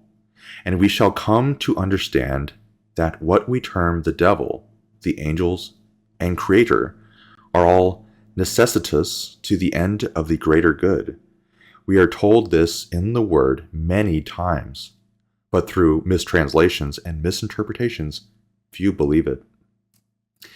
This new conception of zodiacal or cyclical rulership should make the universal plan clear to science, philosophy, and religion. 15 to 30 Aquarius, subruler Uranus. Here, Pluto in 3 space denotes the storeroom of the unknown, the powerhouse of space, vacuum, vortex, which scientists and occultists explore in their different ways relative to quest and discovery in the unknown.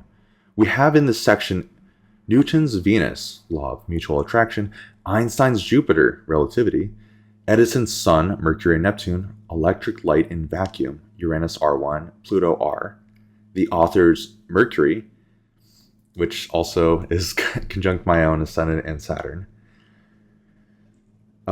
This interpretation based on word coding the planets, signs, aspects, and houses under the new rulership, etc. Here we have the ankle and foot, Pluto R, movements in walking or running, Uranus R1, and foot, Pluto R, power, Uranus R1, when considered in connection with hip and thigh, where these rulers are reversed in last half of Scorpio, the bicycle as based on these 2 sections, and on foot power, note the return, Saturn, to the bicycle with Saturn's return to last half of Aquarius. Walking and sleep.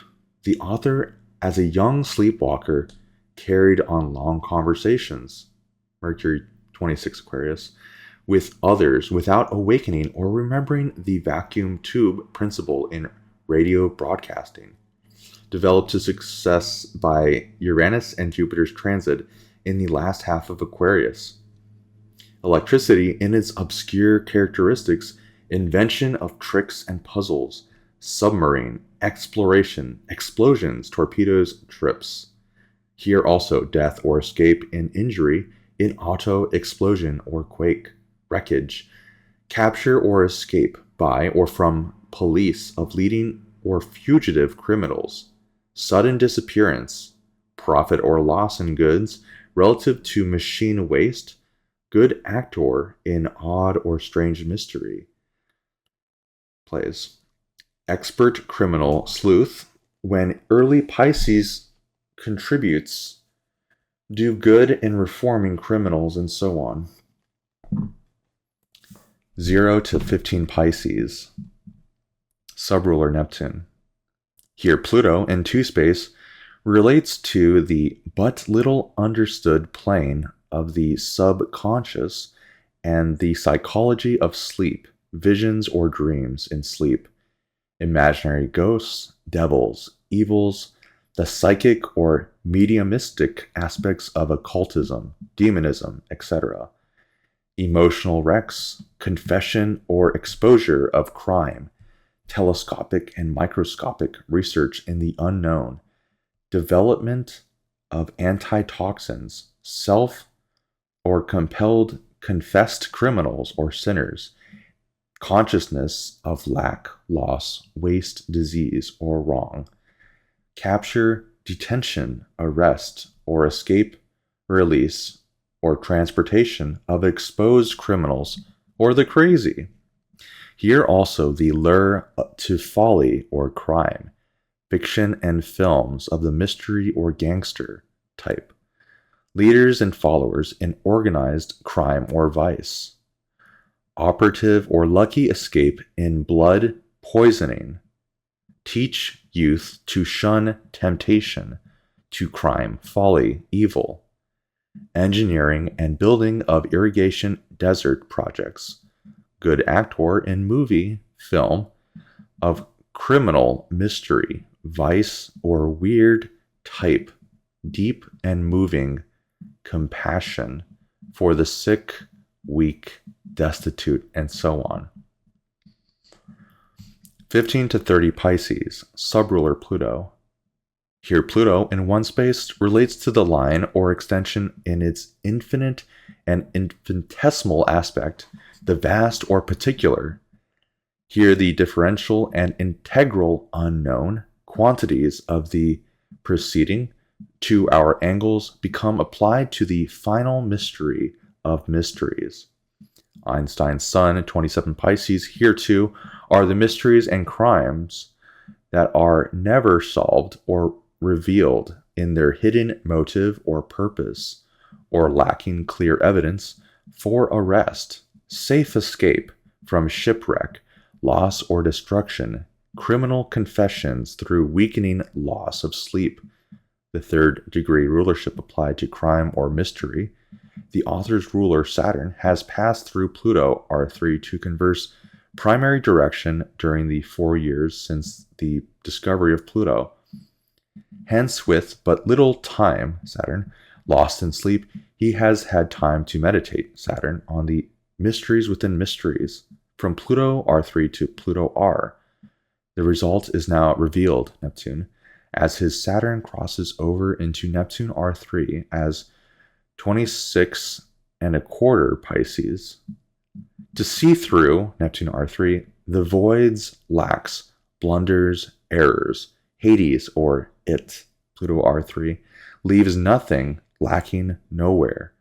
This bad grammar, the use of the double negative, is here deliberate by way of implying that even the voids or oblivion must be something after all, if only the room for another beginning and another idea. The Alpha and Omega. We now see that the wheel of life, the zodiac, begins with personal Aries lessons, Mercury R, and end in forgetfulness, Pisces, oblivion, Pluto R, and repetition of the circle of life until nirvana is achieved. Nirvana in Buddhism means extinction of the thinking principle. That is to say, a moving away from 0 Aries to a balance at 0 Libra, thus supplanting the revolution of the wheel by halfway, 0 Libra. Oscillations east and west, like the motion of the balance wheel in your watch, as per circle A in the chart. Thus, the word or idea moving east becomes the art of doing good, while the void or evil moving west through all creation and time makes room for that good. Hence, when the spirit basks in nirvana, the body is poised at 0 Libra, and mankind may stay good and keep well. To hold fast to the right is the middle way, out of or off the whirligig of repetitious living, to learn only to forget, in oblivion.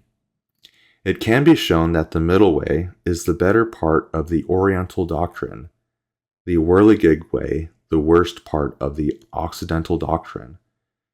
Take your choice, but choose knowingly. To choose knowingly, it is possibly necessary for the student, Mercury, to gladly, Venus, boldly, Mars, gloriously, Jupiter, but humbly, Saturn, go, Uranus, up to heaven, Neptune, and down into Hades, Pluto, in order to successfully, Jupiter, recapture, Saturn, the lost Pluto, word, Mercury.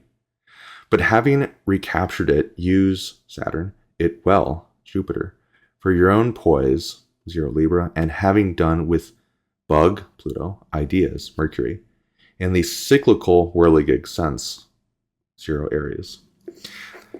The first subrulers also shows the word or learning of one generation is lost to the children, 0 Leo, the children's children, 0 Sagittarius, and their children, 0 Aries. When the Father returneth and the fundamental rulers repeat themselves, so too in the second plane of subrulers, the learning and forgetting repeat in every second sign, so that the first learning, 0 Aries, is lost in this plane, not only to children and grandchildren, but also to brother, 0 Gemini, and friend, 0 Aquarius, and adversary, 0 Libra. While in the plane of the third subrulers, each sign has its own learning, Mercury, and forgetting, Pluto. Thus, in this fourth plane of learning, each sign must learn for itself, even onto the 12th tribe and 12th disciple.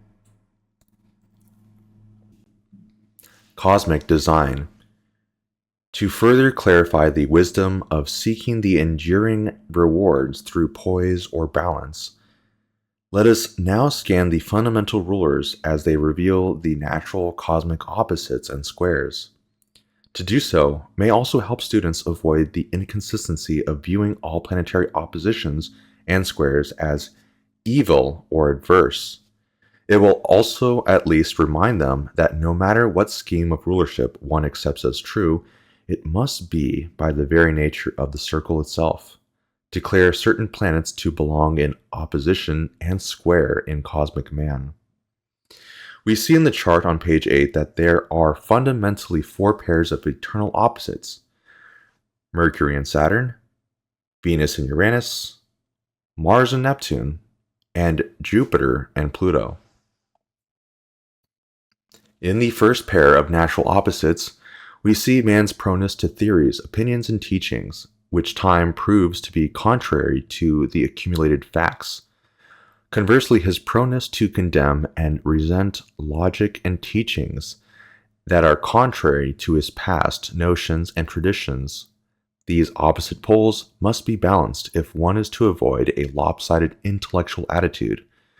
2. Both these must be squared with capacity for enlightenment, revelation, or new concepts, and both must be squared with actual events in their bearing on past and future theories or opinions. In the second pair of natural opposites, we see man's tendency to self-conflict between his childish innocence, likes, tastes, peace, platonic attachments, contentment, complacency, and self-adaptations on one hand, and his mature experiences, dislikes, disagreements, unrest, passions, jealousies, rebellion, and progressive development. On the other hand, these two must be balanced. If one is to continue to grow calmly, meet the upsets of life, adapt oneself to eternal change, retain one's individuality and liberty with due regard for society, and shape reforms within the bounds of amity. Failure to balance this pair must result in perpetual tension and dislocation of one's peace. Neither can be wisely exalted above the other. Their balance makes this difficult easy, while it ensures one's progress in experience will not be dwarfed by self-complacency. Further, both our free privilege of selection and discrimination and our choice in terms of taste, art, etc., must be squared with opposing right and wrong, good and ill. In the third pair of natural opposites, we see man's self-conflict between action and postponement, promise and performance, the fireside and world interests, war versus corporation and interdependence, rashness contrary to foresight, vision without corresponding performance. This conflict also must be resolved into balance, and its poised inspirational action must be squared with the dictates of rational meditation and the lessons of the past based on resolving the conflicts between hearsay and cold facts. In the fourth pair of natural opposites lies man's self-conflict between good and evil, order and civilization, and anarchy and nihilism, plenty and destruction, health and disease, virtue and vice, honor and infamy, etc. Here again, the conflict should be resolved into balance, for the argument is not all on the side of the self-righteous in their tilt with the devil. We may be self-complacently vain in the right, but we really develop most rapidly through mistakes. Out of all these conflicts arising from undue exaltation of either planetary arm of these four pairs of opposites, there is a middle way to that pose and balance in which all the planetary vehicles of the self, sun spiritually, earth physically, serve equally and without stress or strain. In many respects, it is more important that you comprehend and strive for this cosmic balance and adjust your outlook and endeavor to it, than that you guide your course in life only by the planetary dislocations in your personal horoscope. The fanatical rider of one planet may be a devil, an angel, a creator, an inert Buddha, a Puritan, a gladiator, a gentle yes-man, or a man of thought or letters. But as any one or two of these, one is little but a nuisance to oneself and to the world at large, only insofar as we are spiritually and physically poised on our own centers between all these, and only insofar as we may use any of them in turn. And finally, all simultaneously in balance, can we completely express either soul or body. None of the 8 planetary facets is you, neither spiritually nor physically in the absolute sense. They are but the vehicles and tools of those selves, the varicolored pigments in the art you bring to living. It is, however, far beyond the scope of this work to discuss further man's lopsided esoteric and exoteric, religious and philosophic, sociological and economic notions, as this new rulership reveals them to have been in all ages and today, based, as they are, mostly are, on the exaltation of one or two planets above the others. Each school of thought, a part and none a wholeness.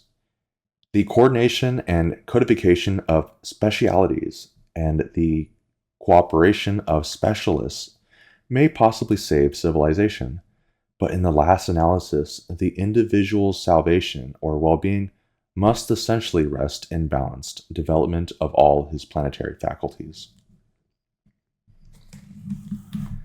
Interpretive considerations.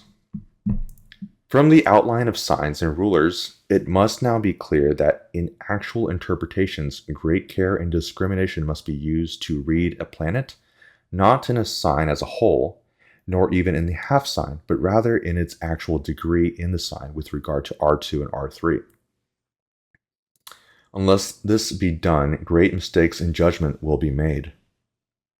For instance, a planet in 5-degree Virgo has a meaning very different from that of the same planet in 9 Virgo, because of the change in the R2 and R3 rulers.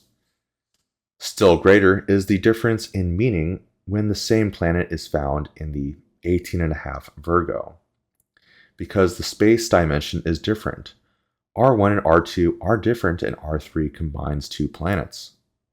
The only thing in common in the 3 cases is that Jupiter remains the fundamental ruler, and all 3 interpretations pertain to money, goods, law, right, etc. In their many different subphases and details, careful study of the comments of on signs and rulers will show many instances of the discrimination imperative to any very worthwhile interpretation of character or events. If there is sufficient demand, a few special lessons will be issued to further aid students to distinguish between 0 through 15 Taurus and 0 through 15 Leo, 15 through 30 Taurus, and 15 through 30 Leo, 15 to 30 Gemini, and 15 to 30 Sagittarius, 0 to 15 Scorpio, and 0 through 15 Aquarius, and 15 through 30 Scorpio, and 15 to 30 Aquarius, wherein the ruler R and subruler R1 are in each case reversed. The general rule, however, is to see that words of the R3 ruler qualifies the word of the R2 ruler, and so on to R. This rule is subject to the considerations that now follow. Two-way influence or meaning. Zodiacal degree is expressed through their rulers in one of two ways. A. From the general, R, to the particular, R3, or from the objective to the subjective. In this order, the individual or particular tends to use the general or individual or particular ends. B.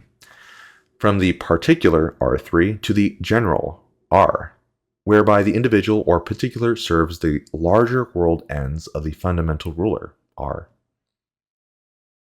Thus, each section of a sign has an interpretive R to R3 and an extrovertive R3 to R, meaning that uses the rulers in respectively the reverse order. As an example, suppose a group of planets in the first half of Virgo starts 1 to thinking it is easy to steal money or goods and escape capture. This would constitute a temptation to steal a fortune using a respectable or legal screen of righteousness to divert suspicion. That is, interpretive psychology in which law and justice would be subversely used to serve the particular egoistic whims or ambitions of the individual. If, however, planets in the first half of Virgo are primarily actuated, even superficially, in the interests of law, justice, and righteousness, then their concepts of taking or getting will be governed by these Jupiter ends, and they will battle for the right, and in doing so, they will influence the involved individuals to make sacrifices. This restraint of individualism for the general good will constitute a lesson to the young or society in the matter of good behavior or worthy deeds. Another example, if the solar eclipse in the last half of Taurus in 1929 had not egotistically influenced selfish individuals to amass industrial or exchange profits for their personal financial easements, there would have been no crazy inflation to result in debacle and loss to fair standards or social comforts for society at large. Conversely, the road to recovery must be the extrovertive path of individual and voluntary service under the democratic ideal for the benefit of society and bloc, and wherein the wasteful system of exploitation, profits, and graft become nil for the good of society at large. Note President Roosevelt's Jupiter in 17 Taurus. Which way? This two-way meaning of the rulers gives rise to the question as to which way a planet in a sign will express. While further research is necessary to settle this question, part of the answer at least lies in the nature and aspects of the planet occupying the part sign in the given horoscopal figure. For instance, it should be obvious that Saturn in 15 to 18 Taurus would augment Saturn R3 and tend to make Neptune R2, Jupiter R1, and Venus R dance to its self-seeking tune in all particulars. Whereas Neptune in these degrees would tend to make Saturn R3, Jupiter R1, and Venus R serve its notion of world affairs. So too, Jupiter in these degrees would make justice and prosperity a main aim, and by legislation, bend both national industry and agriculture as well as sociological outlook to that end. One with Venus in these degrees would emphasize Venus R and thus would be more the out-and-out socialist and make capital still more subservient to the comforts of society at large. While these considerations may appear complicated, they are no more so than the warp and woof of character and events as we know them. Your success in interpretation must depend very largely on an extensive knowledge of planets as word-coded in the Astrological Dictionary, and upon developing your faculties of concentration and coordination, while at the same time letting the planets, their zodiacal degrees, and their aspects spell their own story without recourse on your part to imagination or intuition, thus eliminating personal bias. The attempt to apply astrology under the old system of teaching it leaves the student prone to read the viewpoints of his own horoscope into the horoscopes of others. The use of this work and the dictionary makes it possible to achieve a purely impersonal judgment. The horoscope speaks for itself. The astrologer becomes its loudspeaker merely as a word coder. Correlating sign rulership and the Astrological Dictionary. The Astrological Dictionary lists about 9,000 words ruled by the various planets. It gives instructions for applying them to the planetary aspects. In fact, the tone and subtone natures of each end of each aspect, as given in that work, are derived from the sign rulership as we now to be explained. Refer to the chart on page 8. Circle A shows the east and west end of each aspect, as measured from the first of Aries, the cosmic ascendant. Thus, in Circle A, the notation 60E means east end of all 60-degree aspects, takes the tone and subtone of the first of Gemini, Venus R, Saturn R1, etc.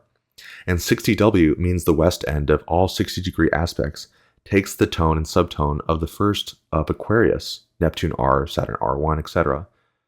Note all other aspects in the same way by referring to Circle A, page 8, and comparing with page 19 of the Astrological Dictionary. Hence, the tone and subtone of the aspects mean the same as the ruler R and first subruler R1. Of the sign and half sign at a distance from 0 Aries equal east and west to the number of degrees between the aspecting planets. The reason for this is that for any astrological aspect between two planets in your horoscope or any astrological figure, there must be two actors to express it in your life drama, you and some other person or object.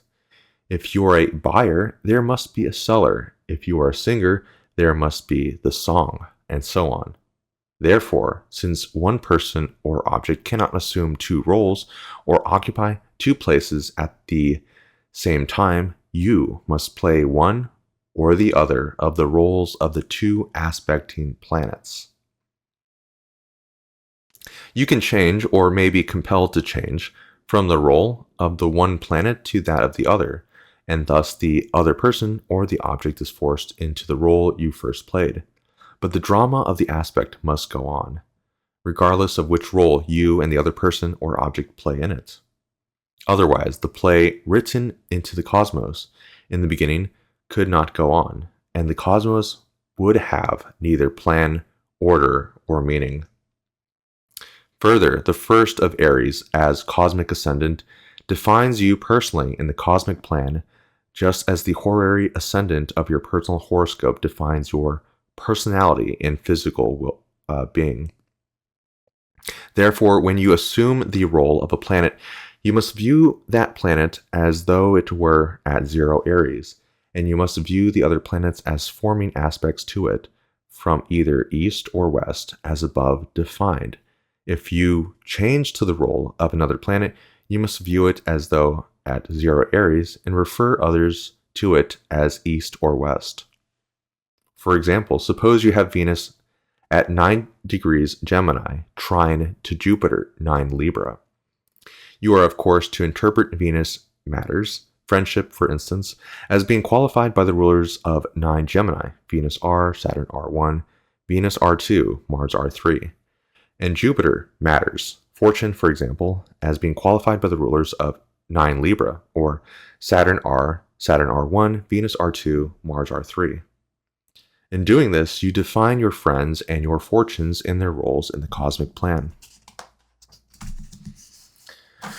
But you must do more than this. You must consider the trine between Venus and Jupiter. In this case, in order to determine the relationship aspect between your friends and your fortunes. And you must do this in a twofold way. A, your friendship and someone else's fortune. Your fortune and its bearing on your friends. In A, by your assumption of the role of friend, you automatically make Venus an aspectual ascendant, analogous to 0 Aries, and as Jupiter is 120 degrees east to Venus, you would thus force those of large means, Jupiter, into 0 Leo, 120 degree east to 0 Aries, relations to your friendship, Venus. These Jupiter persons will then react to your friendship in terms of the tone and subtones, or rulers and subrulers of 0 Leo. In B, your assumption of the Jupiter rule connotes it with 0 Aries, and Venus being in Western trine with Jupiter, your friends react to your fortunes in terms of the tone and subtones, or rulers and subrulers of 0 Sagittarius. This is not a theory. It has been put to the same severe tests as has the rulership during the past 4 years. Therefore, by studying the East and West and meanings of aspects as given on pages 19 to 24 of the Astrological Dictionary, you will add to your knowledge of the corresponding signs and half signs as per Circle A, page 8 of the present work. Likewise, by studying the rulers and subrulers of the half signs in this work, you will easily add greatly to your knowledge of the meanings of the east and west ends of the aspects. Study will reveal the sign positions of the planets often express their meanings through events occurring under aspects that connote these sign positions. A simple example, JJ Astor, with a group of planets in the middle to the last half of Cancer, was drowned in the sinking of the Titanic. The last half of Cancer spells, among many other things, travel by sea, icebergs, shipwreck, accident. The middle of Cancer is 105 east of 0 Aries. The Titanic went down when Saturn, sinking, was 105 east of Uranus, journey. It is perhaps hardly necessary to say that a study of the rulership will reveal many other sign degrees that often enter into loss, Pluto, to shipping, Neptune, though under differing conditions according to the related other rulers. This applies to all matters. See reference to Mrs. J.J. Astor on page 28. More about aspects. It should now be clear to students of the Astrological Dictionary that the tone and subtone natures of the east and west ends of aspects, as given therein, strictly apply only when the east planet is slightly more than the perfect aspect angle, and when the western planet is a little less than the perfect aspect. This important fact was omitted from the dictionary in the interest of simplicity, and because it could not be explained in advance publishing the sign rulership. To example, when a trine is, say, 118 degrees, the east planet in it connotes 28 Cancer, and its tones become Mars R, Pluto R1, R2, R3. Its west end connotes 2 Sagittarius, 118 west of 0 Aries, and its tones are Uranus R, Mercury R1, as given in the dictionary, to which may be added Mercury R2 and Mercury/Venus R3. If, however, the trine aspect is 122 degrees, its east end connotes 2 Leo, Mars R, Mercury R1 as per dictionary, plus Mercury R2, Mercury-Venus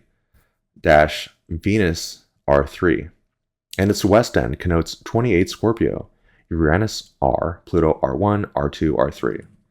Consequently, in strict truth, the sub-perfect and super aspect do not have the same meanings as astrologers have supposed. Their exact meanings should be learned from the sign chart on page 8 by relating Circle A to the rulers and circles R, R1, R2, R3, as has been done before. For in reality, aspects in a horoscope are almost always sub or super rather than the perfect aspect. The simple tone and subtone rule given in the dictionary should therefore be modified in actual application as explained in the preceding paragraph. To example this, Henry Ford's horoscope shows Jupiter 20 Libra in trine to Uranus 23 Gemini. The simplest interpretation of this is that it ties his fortunes with automobiles, but the author has Jupiter trine to Uranus, and he is not an automobile magnate, for different signs are involved. In Ford's case, however, Uranus in 23 Gemini refers to his manufacturing to pleasure or passenger cars. His Jupiter in 20 Libra refers his fortunes to mass manufacturing, high-speed labor, farm, tractors, and trucks.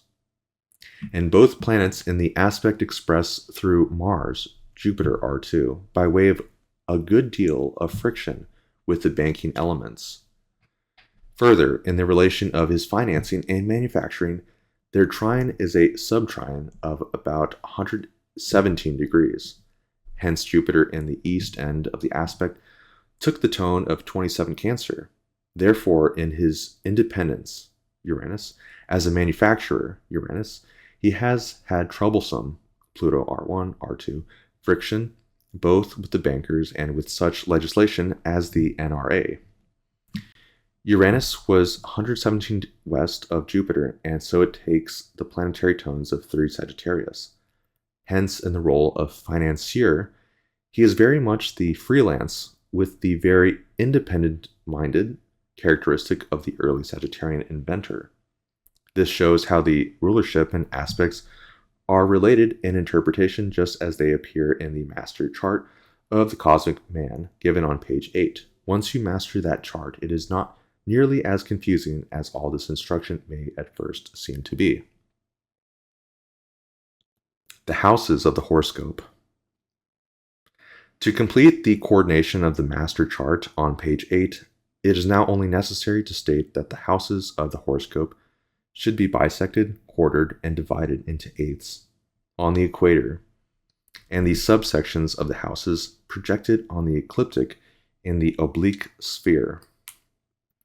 The environmental meanings of the halves, quarters, and eighths of the houses are then defined by the planetary rulers R, R1, R2, R3, of the part of the sign corresponding to the same part of the house given in circle Z on the chart.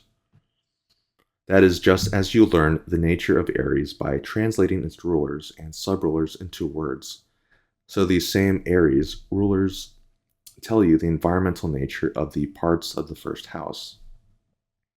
By substituting the half houses for the half signs, as discussed briefly on pages 15 to 24, you can proceed in the same way to learn what any part of a house really means. A simple example will make this clear. The third sign, Gemini, is seen to be ruled by Venus, kin. The first half is subruled by Saturn, and therefore rules near Saturn, kin, Venus, such as brothers or sisters. The last half of Gemini is subruled by Uranus, and therefore rules one's more distant kin, such as cousins, half-brothers, etc. It is therefore follows that since the rulers of a sign determine the nature of the corresponding house, the first half of the third house rules brothers and sisters, and the last half of the third house rules cousins. As a verification of this, it may be said that the author has Venus just inside the last half of the third house. During all his early life, his playmates, Venus, were 3 families of cousins, not his own brothers and sisters. Moreover, he had lived distant from brothers and sisters since an early age. It is hardly necessary to cite numerous examples, but a lesson sheet will be issued on how to calculate the subdivisions of the houses if the demand warrants it. Testing the rulers by the houses.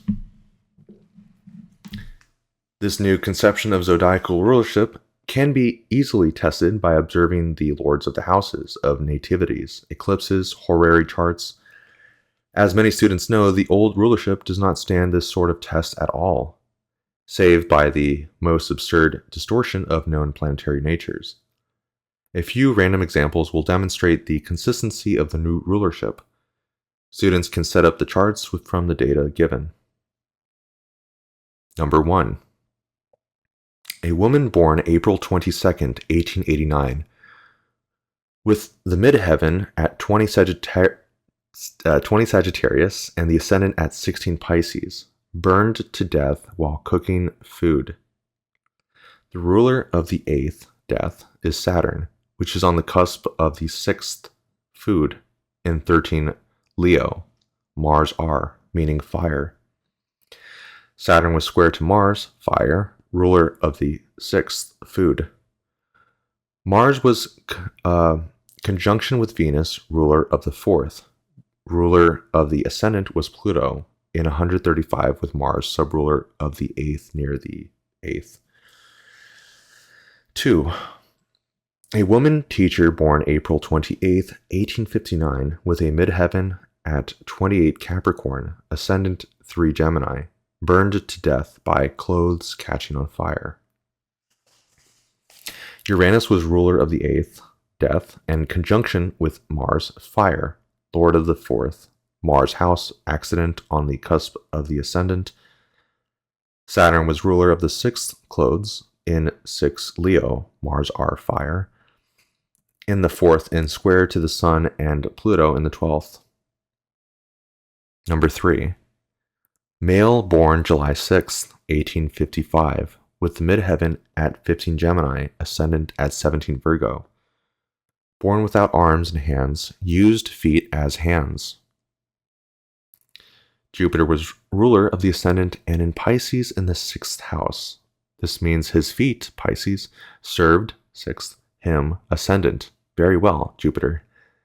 Jupiter, his ruler, was sextile to Pluto, feet, in Taurus, for Taurus. Mercury R, Mars R1, Saturn R2, Venus R3. Hence he learned, Mercury R, active, Mars R1, use, Saturn R2, of his feet, Pluto, as hands, Venus R3.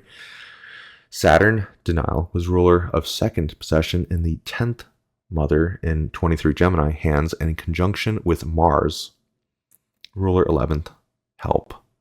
And both square to Neptune, prenatal in Pisces, feet, in opposition to the Ascendant, denied possession of hands through mother prenatal influences that tended to future self-help through the use of the feet. Venus, natural ruler of arms and hands, was ruler of the 10th mother, and in the 12th Pluto house, crippling lack. Opposite his ruler Jupiter in Pisces, the feet lacked hands and arms through the mother, but offset this by good use of feet. Number 4. Male born January 13th, 1881, midheaven at 19 Libra, Ascendant at 13 Sagittarius, drowned abroad. Ruler of Ascendant was Uranus, abroad in the 9th, abroad again, in close 105 aspect with Mars, ruler of the 8th, death, in the Ascendant in Sagittarius, abroad. Note, 105 East has the nature of 15 Cancer, Mars R, Neptune R1, plus Pluto R1, therefore accidentally lost at sea. Mars, lord of the 8th, death, was close 135 west of Neptune, water, hence water accident, in which he was lost abroad. Number 5. Shelley, the poet. Chart does not date at hand. Date is in Leo's 1001 nativities. Drowned abroad. Uranus, abroad, ruler of the Ascendant, and in the 8th, death. Uranus disposed of by Mars, the ruler of the 8th, death, with Mars conjunction with Neptune, water, which was ruler of the progressed Ascendant. Mars, Neptune, water accident, were in late Libra, death, Saturn R, abroad, Uranus R1, and they were disposed of by Saturn, which was in the 4th, and disposed of by Mercury. Mercury was in 5 Virgo in the 8th, and disposed of by Jupiter, which was in conjunction with Mars and Neptune. The lords of natal 8th and progressed Ascendant, Sun and Venus, were in the 8th and disposed of by its ruler, Mars, in conjunction with Neptune. Number 6. Male born August 17th, 1860, midheaven at 10 Aries, Ascendant at 4 Leo, died on the eve of marriage.